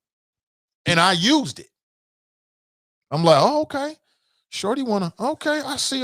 Okay, yeah. Let's get this JOB going. I mean, you do what you got to do to get what you're trying to get. I get it. And you know, I've had female bosses that's made comments and said little things, you know, Mr. Ivy, you know, stuff. I'm like, okay, is she going too far? Cease and desist. You know what I'm saying? That happens, you know, but I think the difference is I'm a male in a male dominated society. So maybe I'm looking at it differently. I never felt as if I was a threat, although I did get the message. I had a partner that took a new job. I told you this story before. He ended up leaving the job because the black female supervisor wanted to sleep with him and he didn't want to sleep with her. And so all of a sudden, everything he did was wrong. Why you do this? He just left the job. Never said anything to anybody. Didn't file a lawsuit. He just left the job. So I just want to put that out there. That's it. Let's go back to the phones. Good morning. Welcome to the show. It's me again, Nate. Hey, what's up, Deborah? It's Deborah Ness. Now, Deborah, typically I don't let people double dip. But since you're on the line, man, I'll let you get it in real quick. Go right ahead. Well, it's just, first of all, the whole sexual harassment thing is different for us. I didn't know I was talking about the wrong topic at first, but we'll get on the transgender thing in a minute. But the whole sexual harassment thing is different for us. It's different. No, that dude that you were talking about, that was wrong. Like, that's dead wrong. He should have filed a lawsuit. He should have gone to the EEOC. That's dead wrong. The boss that you had that's giving you the eye or whatever, you should have gone to HR or whoever. Like, you should do that. But unless you've had women calling out their car windows at you since you were like 12 years old or 11 years old, it's a whole different ballgame. Unless you have women or men at church coming up and hugging at church, coming up and hugging and feeling on you starting about the time you're about 10, it's a whole different ballgame. Like, we have to start dealing with this stuff really, really early, and it's continuous throughout our whole lives until we get about 40, and then we get gray unless you really, really find it, and people just ignore you altogether because you're old. And that's a whole nother sexist thing we have to deal with. But it's bad. It's just, you have no, it's beyond awkward. Like, there aren't words to describe it. Like she said, he gave me a hug and it was awkward. Like, no, she did not want to be touched. Men, and the idea is just, if you're a heterosexual man, would you want another man, heterosexual, bisexual, gay, or otherwise, coming onto you in the same way? You put up with it from a woman, would you put up with it from another man? I don't think you would. You would probably either want to fight or say something to that man or push back. And we don't always have that ability or that agency to do that. And that's the problem. It threatens our safety. It threatens our careers. It changes our whole entire lives. It threatens our confidence. It does things to us and all women experience this. You might experience this in an incident or two. We experience it throughout our whole lives, at school, at work, at church, on the street, every single place we go. And it's debilitating in a way that just in the way that we have to deal with blackness on top of everything else. Everything that you deal with as a black man and deal with as white people, we deal with from men. There's this article on The Root from the Very Smart Brothers that says heterosexual black men are the white people of black people. A lot of people don't agree with that, but we have to, it's the same thing. What we deal with from men is the same thing you deal with from white people. And if you're a black woman, then you still deal with that same thing. It's you have no idea. As far as the trans thing, I don't really want to speak on that. I have some trans friends. I've had some trans coworkers. They don't understand how much you want to support them and still not say that maybe some of the things that they want to do and some of the places they want to go aren't necessarily fair to women. The sports thing is one of them. Like, there's this one MMA wrestler that like cracked a couple of women's skulls. Like, he's a trans woman. Well, she is a trans woman, and cracked the skulls of natural born women. But then turned around and got her butt kicked by another woman. So like, I mean, there are women capable of beating that person. What do we do there? And the track thing, the transgender people don't always win. There are some girls capable of beating them. And then then there are people who say the girls just need to work harder or they need to be more talented. But the bottom line is, what you said brought home to me is what they say, and what they say in Star Trek, the needs of the many outweigh the needs of the few or the one. Like you do have this one transgender people or a few transgender people participating in sports, and they obviously do have a physical advantage. So then what do you do with that? I'm really not sure. I just don't know. I think we use politeness instead of truth. I think we're saying, it's polite to say trans women are women, and so therefore this also applies to sports. And I think it's hard to make an exception to that. Like maybe trans women are women, but we need to recognize the advantage that they have in sports. That's hard to say. It's hard to say. It's hard to put a caveat on those things, and because you don't want to offend people, you don't want to hurt people, you want to let people live their truth and live out who they are and what they are. But I don't know, there might just have to be some kind of stipulation on that, and that's something no transgender person wants to hear. It is, but like I say, it is what it is. So that's my second sermon for today, Nate, and see you on the internet. All right. Appreciate it. I let her in because, when she called in, she was a little bit off topic. That was more on me. I had the wrong title up. So that's the only reason why. Typically, I don't let people double dip unless it's something that's current events and they're just making us aware of it, just because it makes the show messy. And I want to hear from different people. Okay. So I made a small exception because of my error. All right. She would have made those points if she had I had the correct title. She would have talked about those things to begin with. So I understand that. One thing about Coming to America we haven't talked about is the fact that there's a Cincinnati native that stars in the movie. Her name is Kiki Lane, and she stars as Mika. Yeah, remember Mika? Kiki Lane. Apparently, she went to the school for creative and performing arts. And, now 33 years later, she's in this movie. And, props to Kiki Lane. I hope to see more from her. I thought she did a good job. Inside the movie. But what do you think? 513-873-7134. We all over the place. Talking about Cuomo. We're talking about current events. We're talking about the stimulus package that's about to go through through Congress, the House of Representatives. You should be getting checks very, very soon if that's something that you're eligible for, you care about. Yo, Rice, I feel they need their own platform. Speaking about transgender people. Hey, Drop, what's up, Drop? Mean mugging. Look at Drop mean mugging. Greg writes, no, biological boys should not compete with girls just because they feel like girls. I agree with you. 100%. Some people say that we're being bigots right now. I think that anyone who would disagree with that statement is the bigot themselves. It just makes perfect sense. They're not, if you have a biological boy that's now living as a transgender girl, the school should do everything they can to make sure that they're safe, they have access, that they can be who they want to be. But that should stop short at you trampling or running on the rights and the futures and the expectations of biological women. There is a difference, and there's a real movement out there. And I know that Donnie B, she loves to talk about this on the Is It Just Me podcast. And I think for a good reason.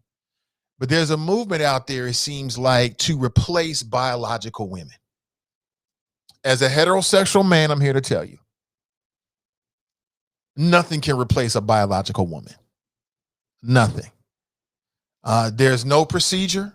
There's no hormone therapy that's going to change you. As a heterosexual man, okay, there's always going to be a huge difference between a biological woman and a man that's a transgender woman. I don't care how good the transformation is, because in our society, we really celebrate transgender men that look like women. Like if you're a transgender man and you look like a woman and you look like what people will call a beautiful woman, you get celebrated.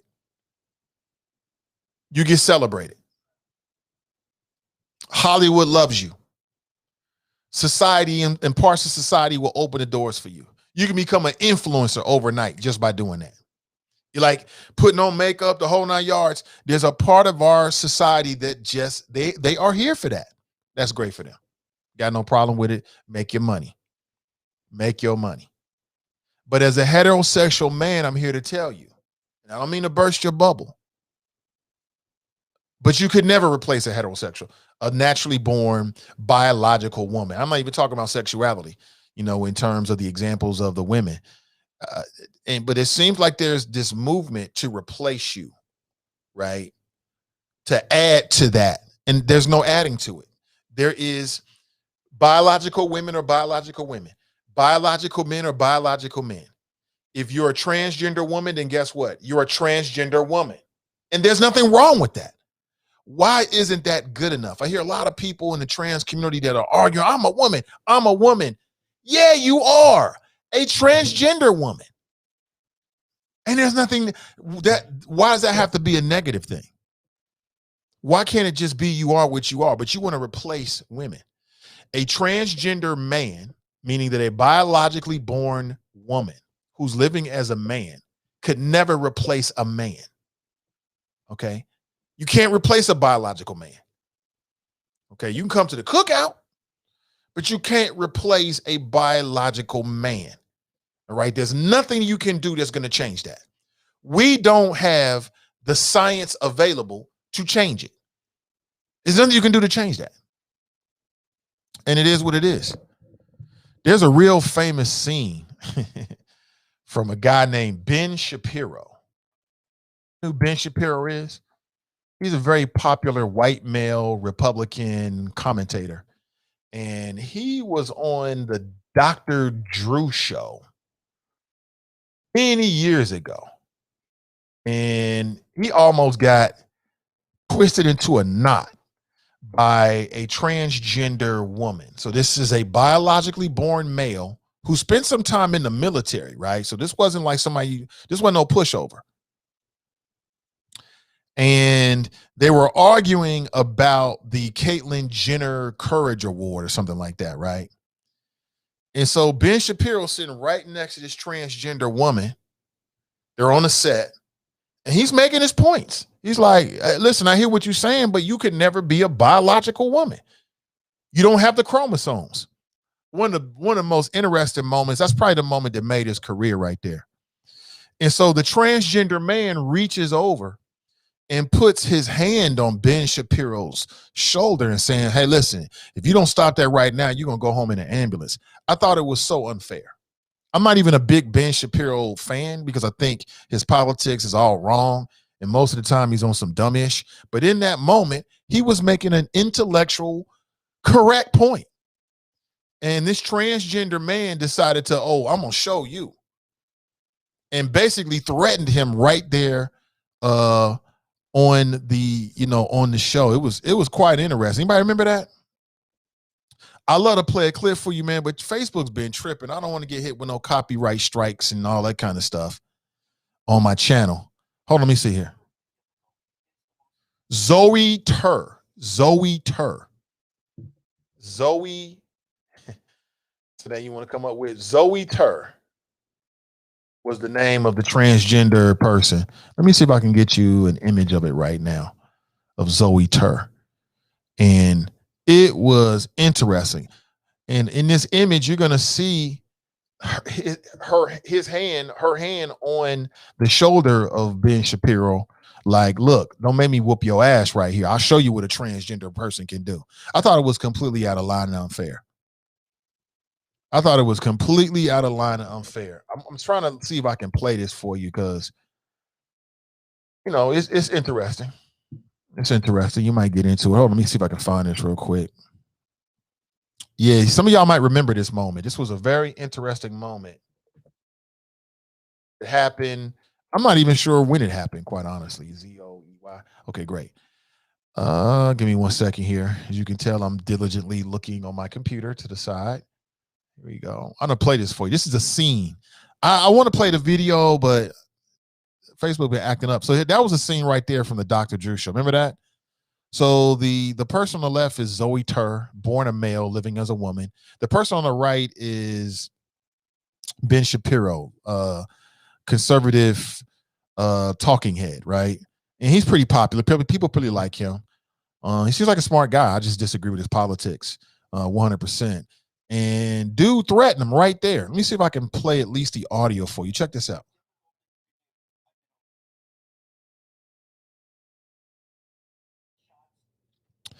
Let me see if I can play a clip for this for you.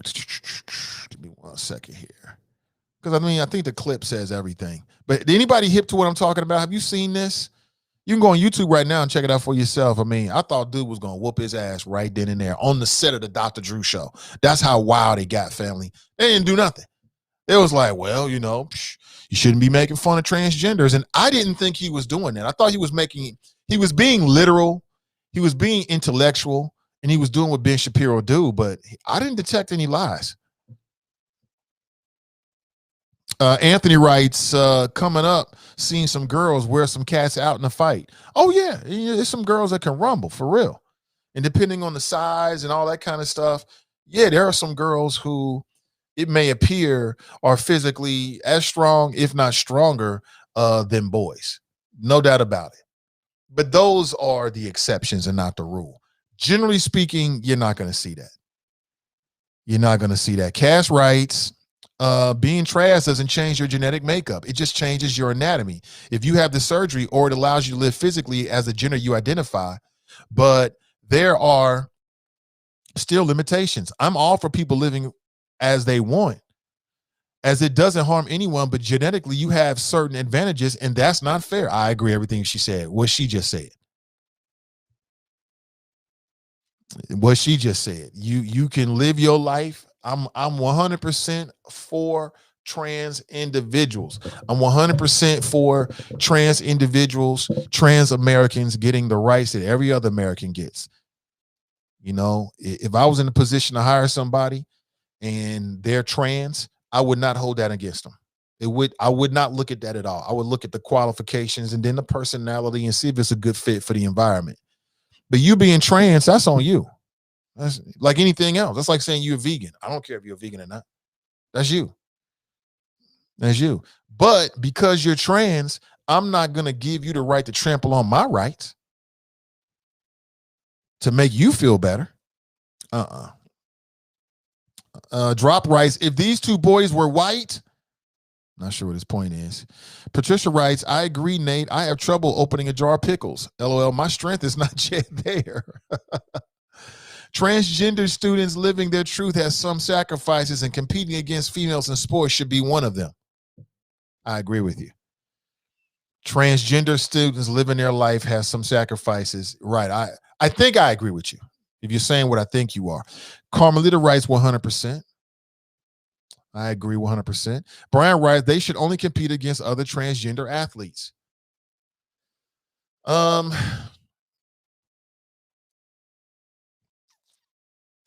I think my only problem with that is that now you could be mixing, you could be matching up a biological girl with a biological boy. And I think that's unfair to the biological girl. See, these are tough decisions, man. And we talking about high school sports. When did high school sports get so damn difficult and so hard? It's supposed to be easy. You go to practice, you get a uniform, you go to the games. You're really good. Maybe you get a scholarship talk. You might even get a scholarship. You go on to college, you do what you got to do, you graduate, hopefully with less debt, and you live your life. This shit got so much more difficult, y'all. Now we got to talk about all these other things. Dale writes, this is simple. If born a boy, compete with boys while being transgender. Same for girls wanting to be boys. Compete with girls without the hormone treatments. Anthony writes, I agree. Coming up next, bionic versus organic humans. Hope I live long enough to live in those ages. Iris writes, it's not fair. Please compete against other transgenders. Deborah writes, if women speak on this, we get screamed at and called TERF and told we're transphobic. You're going to get that same smoke. I don't think you're transphobic. I don't think it's transphobic. There is transphobia out there. There's a lot of transphobia. There's a lot of transphobia because anybody that appears to be different, people are like, what? How is that? What are you doing? Ooh, that's nasty. That's a separate conversation. This is about what's fair for the student athletes. And it's real simple. Biologically born male, you compete against other biologically born males. You can identify with whatever you want to identify at.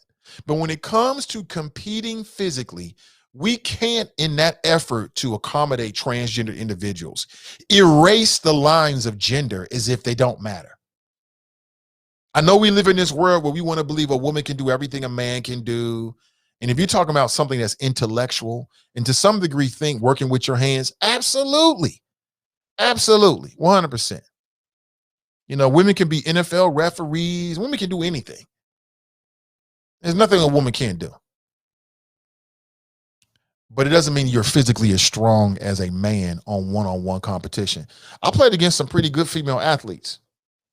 I was always holding back in terms of my physicality, though. I was never giving them the same force that I was giving a man because they were women. I played against some girl ballers, man, that can dribble shoot every bit as good as a guy. Fast, dribble, crazy handles, twist you up, put you in a blender, have you looking crazy, drop a J on you, all kinds of stuff. But I never played against a woman who was anywhere near as strong as me. You're not going to back me down on the block. And when I'm playing defense with you, when I get into a defensive stance, I never played against a female baller who was strong enough to move me. You know, literally, I can do this. And I was able to stay in front of them. They couldn't move me physically. And if you can't move somebody physically, you can't back somebody down, and you playing one-on-one, oh, they got a huge. That's like me playing against Shaq. Shaq got a real big advantage, a real big advantage. You know what I'm saying? That's all I'm saying. That's all I'm saying. Good morning to you. Danita writes, there have been times that if a school doesn't have a girls team for sports, she can decide to play on the boys team. But the difference is that because there wouldn't be any for her to compete in that sport. And she goes into it knowing that she may be outmatched. Right. Mm-hmm. Absolutely.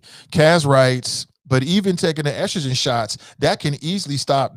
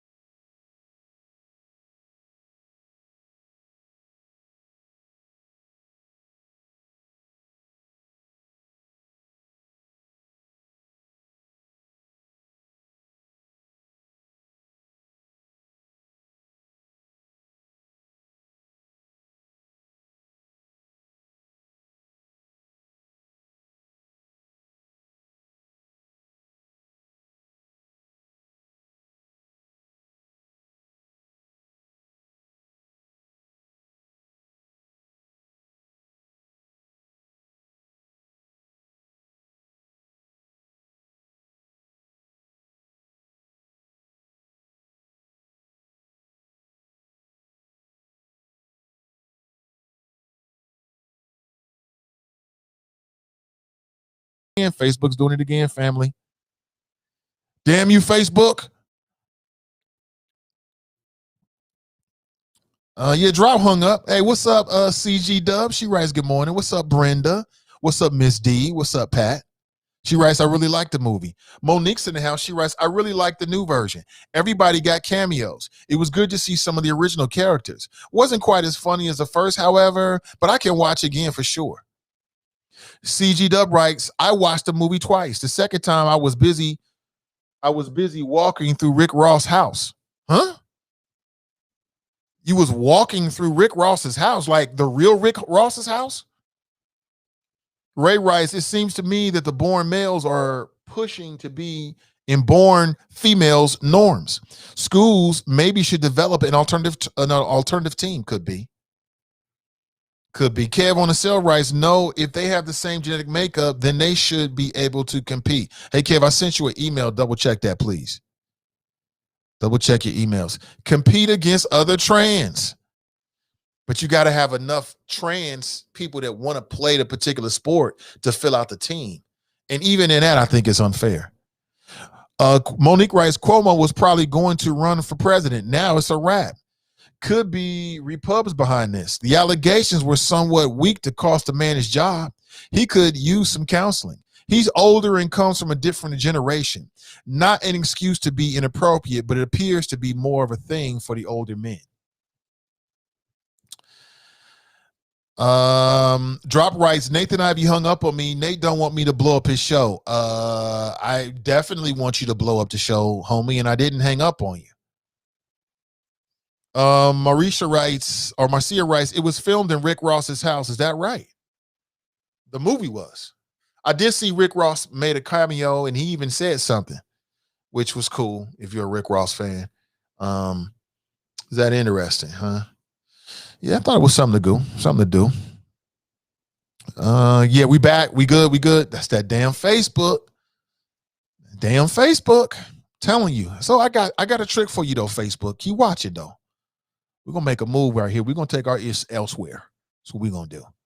All these little problems all of a sudden. Then you wanna curtail my reach. I see you.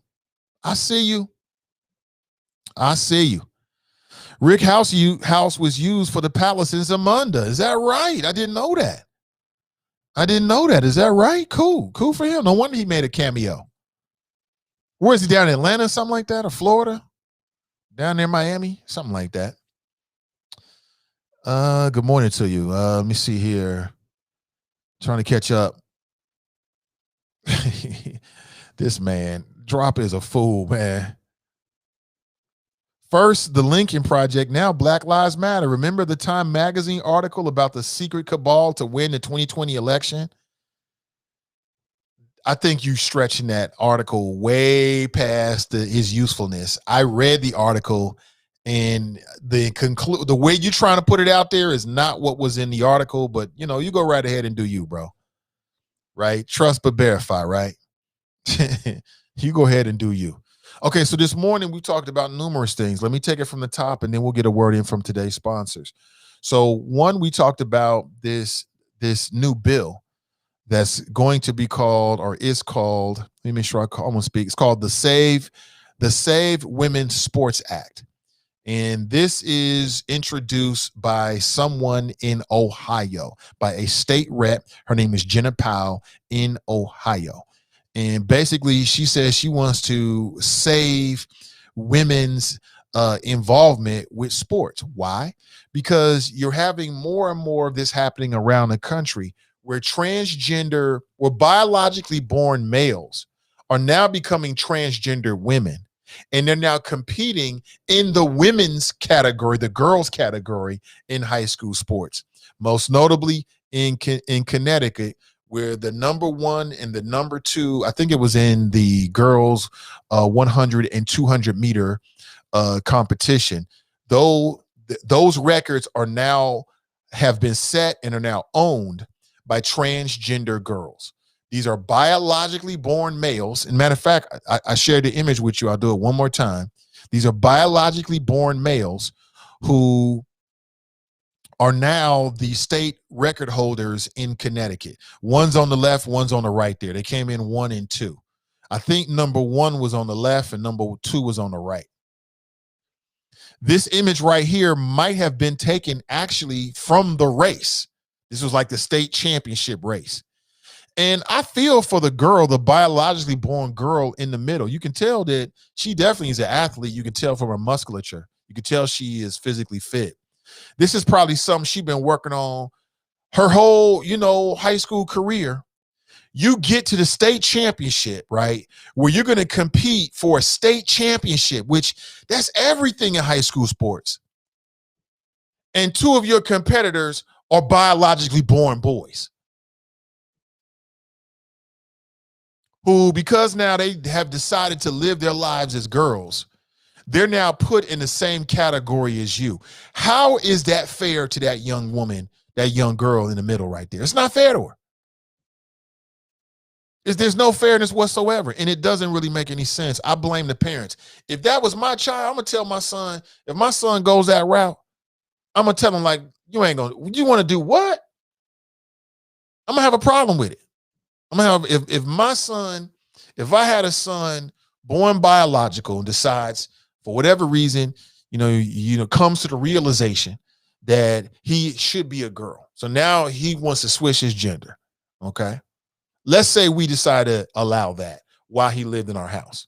Because a lot of people be like, yeah, you can be who you want to be. When you get 18 and you leave this house, you can do whatever you want to do. But when you here, you're going to do what I want you to do. Okay. I'm from that school of thought. But let's say we decided to go along with this. And my son wants to look me in my face and tell me he wants to compete against other girls, biologically born girls.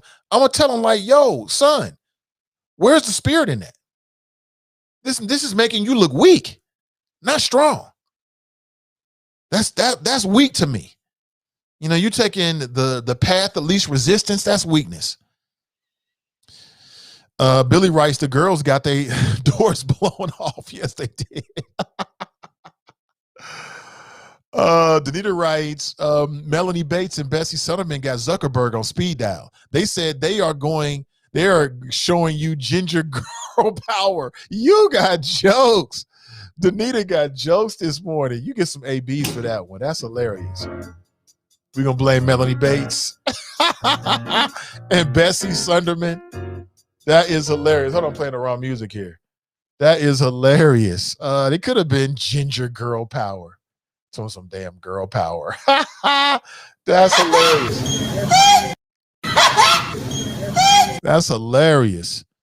People need to speak out en masse. The squeaky wheel gets the oil, but folks are afraid to stand up on this because of the cancel culture. I don't think anything's wrong with cancel culture. In fact, I'm fond of it. If you need to be canceled, you need to be canceled. It is what it is. Nat writes, if Facebook was black owned, people would be complaining about supporting inferior products. LOL, that's funny. You're right about that. You're right about that. That is hilarious. She said it's messy. Melanie Bates and Bessie Sunderman, some fucking girl power. You 70 years old. If you don't go sit somewhere down. That whole thing with the schoolboy has been very disappointing. I mean, I went back and read over Carolyn Jones' piece about let's stop the bickering, and it's just tone deaf. You caused the bickering, sis. With your lack of foresight, your lack of follow through, foresight, and lack of communication skills. And then she got the nerve to put an op-ed piece talking about some let's stop the bickering. You caused the bickering.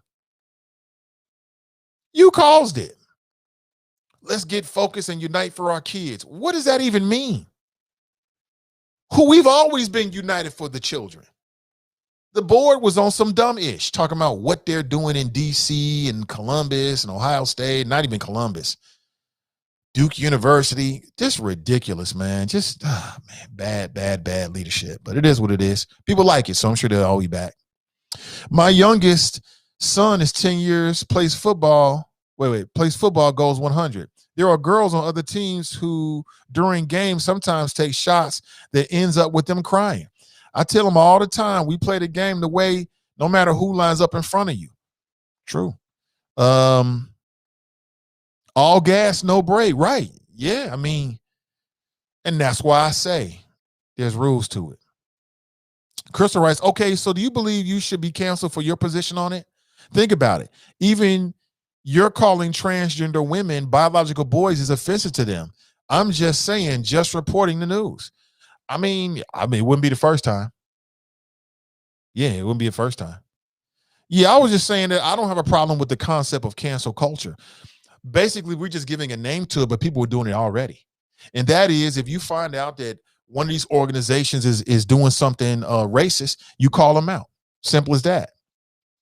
As a matter of fact, something happened here in the city of Cincinnati most recently. But there was a woman who was at a store. It's a hair store over in Norwood. Hair store over in Norwood. And I just kind of felt like, oh, okay, I see the ad is up now. Okay, the NAACP and their mayoral primary candidates forum is going to be on Tuesday, March 30th at 6:30 p.m. It'll be the first mayoral primary candidates forum by the NAACP. And you're going to have, it looks like they're going to have all of the candidates there. I've talked to at least 3 of them and hope to speak with the rest very, very soon. So that Avtab Pureval, Cecil Thomas, David Mann, Herman Najoli, Raphael Prophet, and Gabby Begtrup. And they are your candidates for mayor at this point. Although I do think there's going to be a decision is going to be made sometime within the week about Kelly Prather and another candidate as well. And I would love to see Kelly Prather be a part of this, but I will be your moderator. Looking forward to it. And you know how the NAACP does. This will be a virtual event, so you can just plug into it using your phone. And the CDM will be handling the live stream, and I'll be your special guest moderator. I'm looking forward to it. You know, I can't wait. I can't wait. I can't wait for this. And I'm also going to be one of the moderators for another event. This is going to be around city council. And again, hopefully, and again, maybe CDM might do a school board, because I want to make sure that we do a school board debate forum as well. That's going to be real interesting, because I don't want to let these school board members off the hook. Some of them think they funny. They think they slick. Okay, I'm going to show you. We gonna hold you accountable to the letter of accountability for your decisions during the pandemic and even beyond. But again, back to this, My Vote Matters Mayoral Primary Candidates Forum. It's going to be on March 30th from starting at 6:30 p.m. and looking forward to it. All right. Good morning. Welcome to the show. Good morning, Nathan. It's Kev on the cell. Hey, what's up, How are you, Kev? sir? Good morning. Doing well. First off, I got the email, so I appreciate it. Hey, all right. So many things to unpack. First off, coming to America, man, it didn't do it for me. I was mad. I was like, Really? this is kind of like the same story again. It was too good the first time. I can't. It wasn't there. I apologize, but you know, it is what it is. There was some good comedic pieces, you know, every once in a while. The recurring person doing the dog thing, that was funny, I guess. It was funnier the first time. I don't know. This transgender track, well, any sport really. I'm with you. Now, the one thing I do have an issue with, an opportunity with, is that, you know, people now are saying, well, now they should create this separate class of transgendered events or sports. And I'm like, well, but is that fair? I mean, in a world where we're always talking about, you know, equal access and opportunity and all of that good stuff, is it good to segregate people? Because it sounds like segregation to me. I mean, it is what it is, but it sounds like segregation to me. If you tell somebody that they can't compete for X, Y, and Z reasons, you know, there's this thing called sexism now. I mean, maybe back before the '60s, you could have got away with what folks are saying, but I don't know if you can do that in 2021. That's something that's kind of like drawing on my spirit. Like, well, and again, it's kind of being God's advocate. I ain't never the devil's advocate, but kind of being God's advocate and saying, is that fair to the people that you are now castigating? Because that's kind of what it sounds like to me. Like you're these folks feel, and they feel like they're women or men, and I would be very interested though to see. This is what I would really want to see though, brother Nathan. I want to see the women who want to compete with the men, the transgendered men who formerly were women, right? Who want to compete with the men. That's what I'm looking for. I haven't seen that yet. I haven't seen that anywhere. There's been no stories about that. And why? Because like you said, it's highly likely you're going to get dusted based on just your physicality. So, I'm not seeing that. Now, maybe it's happening and I haven't seen it. But if anybody has anything that they're aware of and can provide any information where transgendered women who are now comporting themselves as being men are fighting or struggling to race men, I would love to see that because I haven't seen that yet. Mm-hmm. Me either. I don't think you're going to see it. I wonder why. Nah, yeah, I agree, man. It's a really weak way. Look, man, ladies hate to hear this, but because we can do anything that men can do, but physically, is that true? And I said before, Layla Ali may be able to knock me out, but it's because she's Layla Ali and she got skills. It's not necessarily that she's stronger than me. She might be stronger than me. I don't know. She's got a pretty good workout regimen, from what I understand. But naturally, if I work to the same level that she works based on just genetics, it's more likely that I'm going to be strong. So, yeah, I think it's really weak. I think it's a sucker way to go out anyway.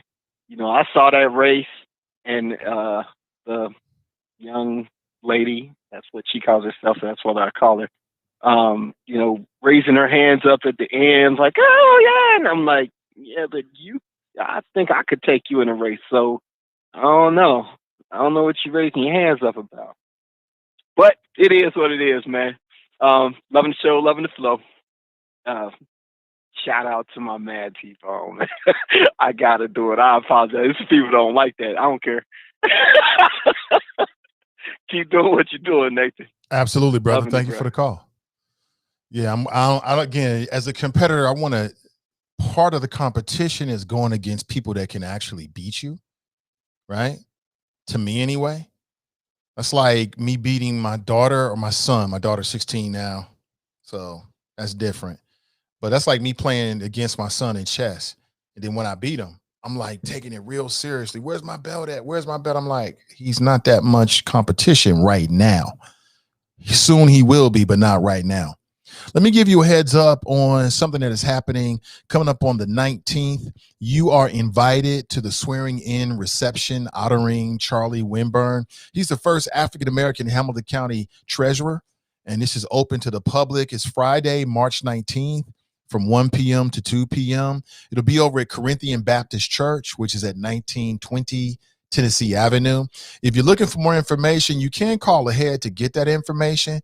Call 513-477-8098 and ask to speak with Zakia Allen. She'll give you more information. Now, complimentary lunch boxes will be provided to on the go for all participants.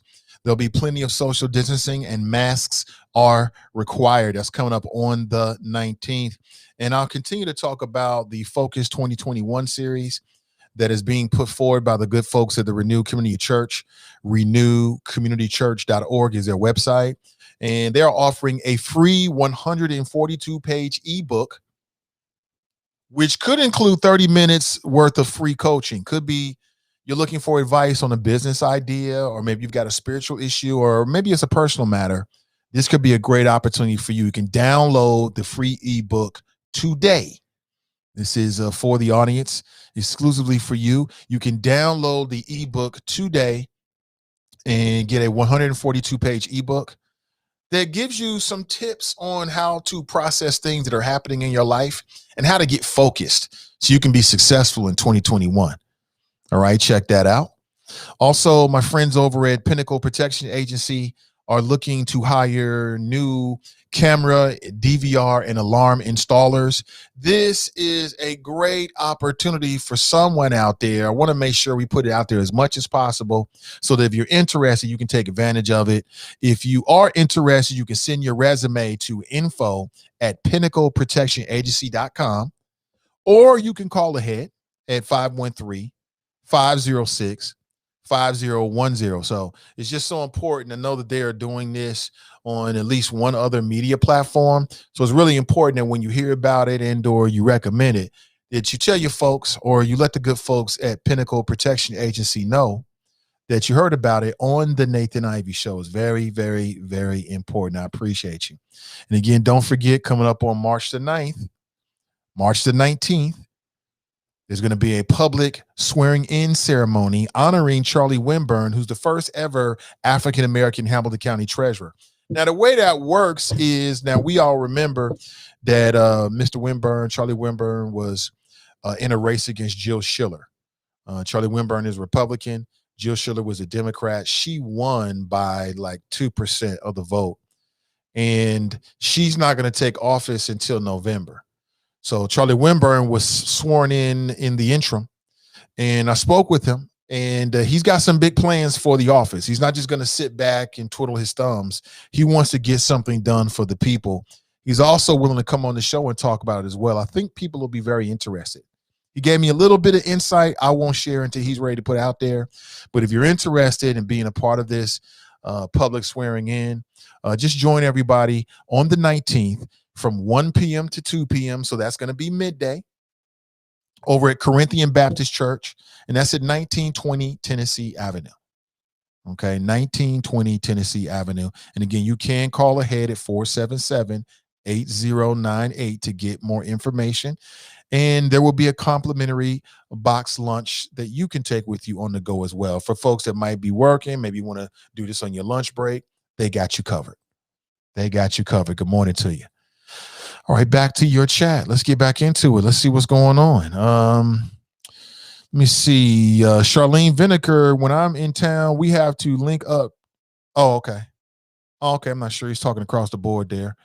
Well, Kev, go tell the women born MMA fighters who have had facial bones broken by transgender men that they should have to compete with these natural born men. Let me see. Daryl writes, we can't bear children. Lemmy is in the house. She writes, good morning. Dee Dee writes, probably because they know they can't beat the men. However, the reverse is true. The biological males can beat the women. All right, so let me go back here. I want to talk about some stuff that are more viral in nature, some things I've come across on social media. First up, Deborah, back on March 4th, which is 4 days ago, she made a post from somebody named Sally Cooper. It's a photograph of what appears to be like the front door at a school. Let me put this up here because I thought it was fair. I thought it was interesting, and I want to make sure you get a chance to see it. Isn't this interesting? Let me see. Let me pull this up right here. I agree with this 100%, and we need to do more of this. We need to do more of this kind of thinking. Here's what the door reads. So this is like, sometimes teachers will do this. They will decorate their door because there's a theme for the week, or maybe it's a theme for the month. But apparently this went up during Black History Month. Dear students, they didn't steal slaves. They stole scientists, doctors, architects, teachers, entrepreneurs, astronauts, fathers, mothers, sons, daughters, etc., and made them slaves. Sincerely, your ancestors. I think that's super dope and 100% on point. That is so right. Like, too many of our young people are being taught that our history as melanated people began when we came to this country, as if we had no purpose, as if we had no skills, as if we had no history, until we were, pulled into a whole different continent. This right here is very, very powerful and 100% on point. Whoever the teacher is behind this, is it Sally Cooper? I 100% support this. This is what time it is. That's right. They weren't slaves.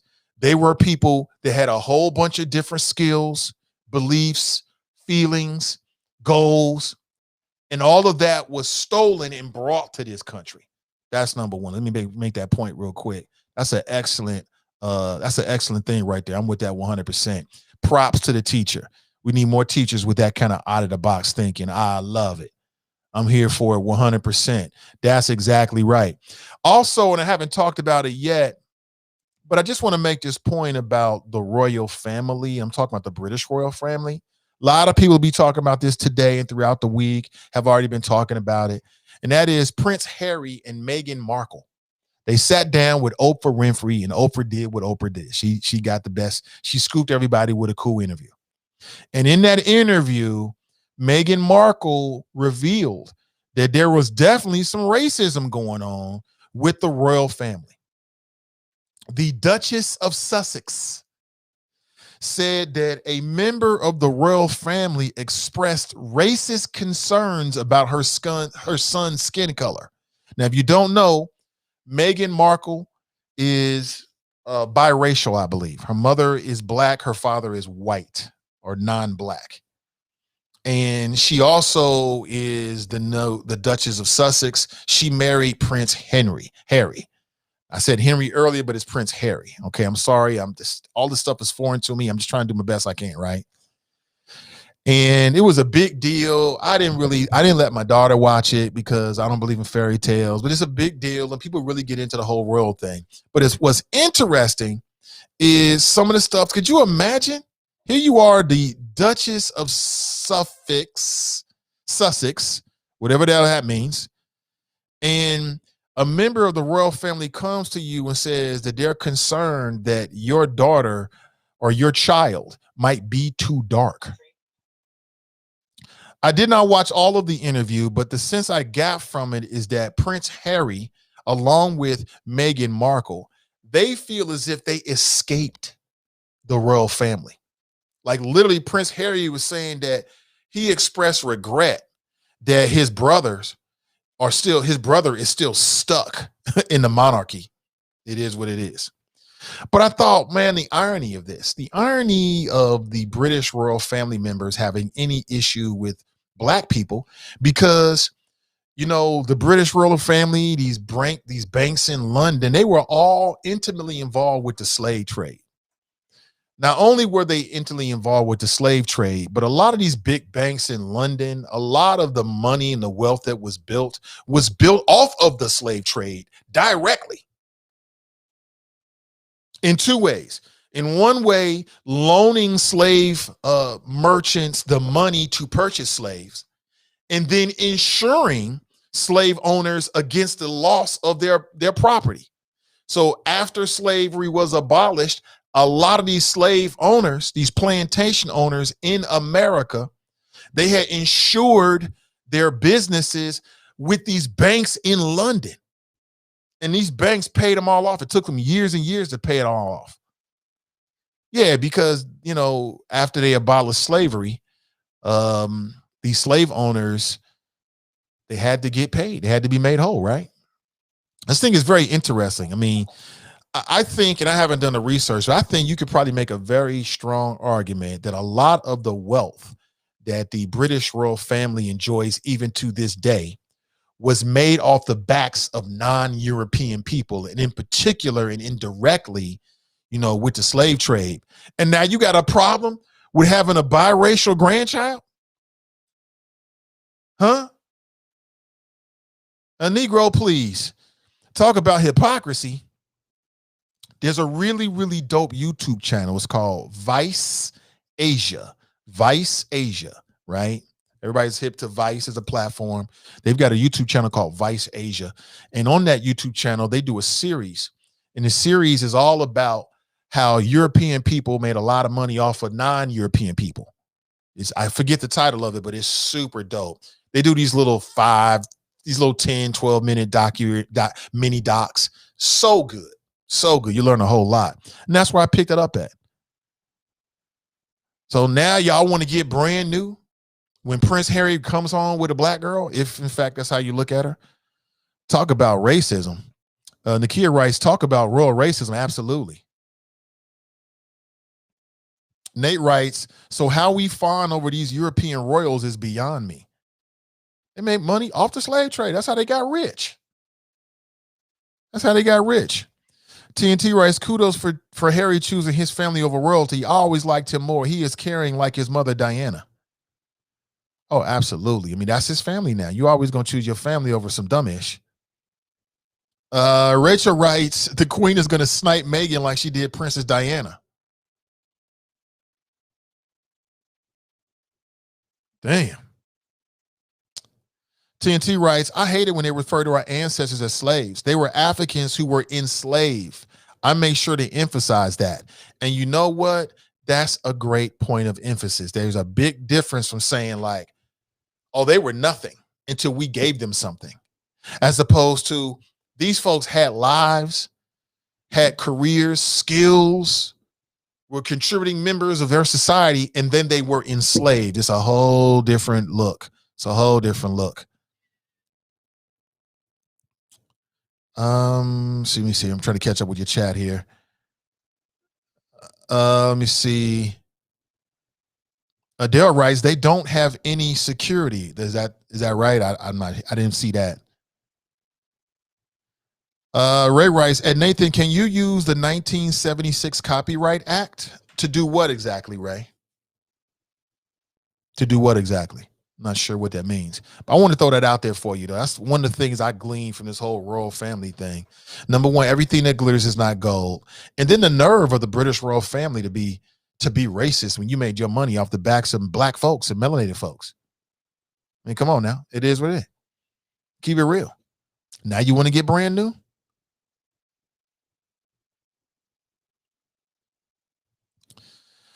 There's some other things that I can show you that I probably will wait until probably tomorrow we'll pick back up on it, and we'll get into it throughout the rest of the week. There's some things that have happened that definitely need to be on your radar screen, but I'll leave it like that. The one thing that I'm looking for here is I wanted to play this video for you. This is a local story, and a black woman, this is from Cincinnati. She was at a store, a hair store in Norwood, and she put out a video complaining that she was dealing with okay, great. She was dealing with some discrimination.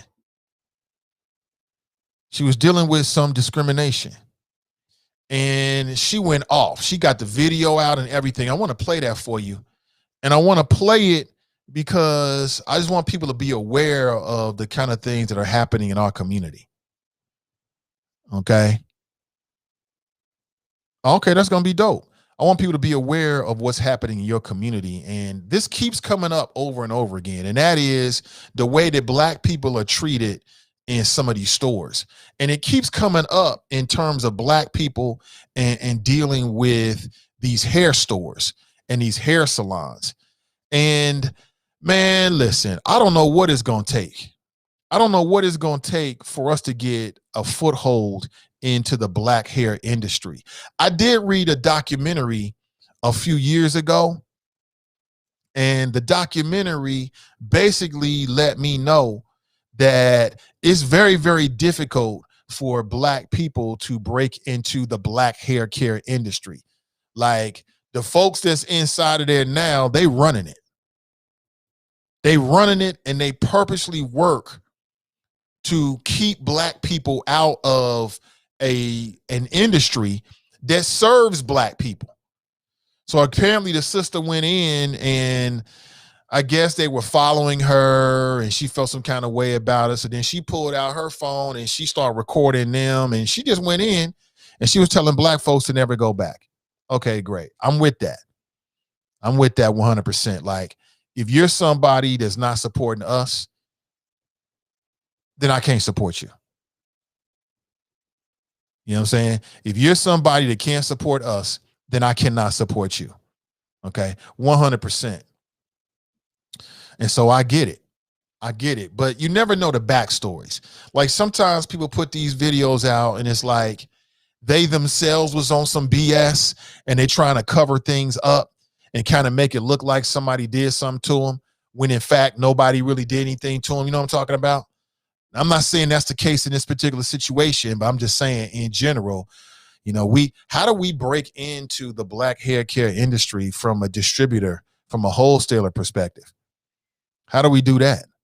Dale Rice, they control the distribution channels. Yes, they do. Didi Rice, is it lucky? Is it hair lucky? If so, someone had a video a long time ago and they have been canceled years ago. I am surprised that we are still going there. That's because not everybody gets the news. Not everybody knows what's going on. Iris Rice, is not the first time someone reported that hair store of racial profiling. I can't understand and why go back. I don't get it, but let me see here. Danita writes, her own mother was treated badly there and did a video. Why would she still be shopping there? Absolutely. Man, I stopped. There's some places in Cincinnati I will never shop in because of what I've seen have happened in front of me to other people. I remember I was over at if you go on Reading Road, it's at the corner of Reading Road and Tennessee Avenue. There's a Gold Star, and across the street from the Gold Star, pardon me, there's like a gas station. I'll never go to that gas station again. The last time I was there, I just saw the attendants. They was talking real slick and greasy to this black woman. Now I'm not trying to say I know the whole story, but I just felt like the level of where the conversation went, it made me uncomfortable for her. And I didn't like the way they was talking to her. I mean, he started cussing her, and I'm like, I walked out right then and there. I'm like, man, I'm never gonna spend my money with you. There's a way that you deal with wet things when you're the owner. You know what I'm saying? It's gonna have an impact on the way that people look at you. Jesse's so right. He writes, stop giving these stores your money. I don't give them my money. I don't do that. I'm real particular with my money. Like I said, if you do something wrong to me and mine, to my sister and my brother, I can't spend my money with you. It's just, I'm not going to do it. I don't care what the product is. I don't care what the service is. There's no food or product in the world that I care more about than my self-respect. None whatsoever. But again, I don't want to go on and on, family. And we've been rocking since about 7:30. So I'll leave it like that. And I wish you a very excellent rest of your day. Okay. All right. Have an excellent rest of your day, family. We'll talk again real soon. I'm Nathan Ivy. Until next time, I'm out.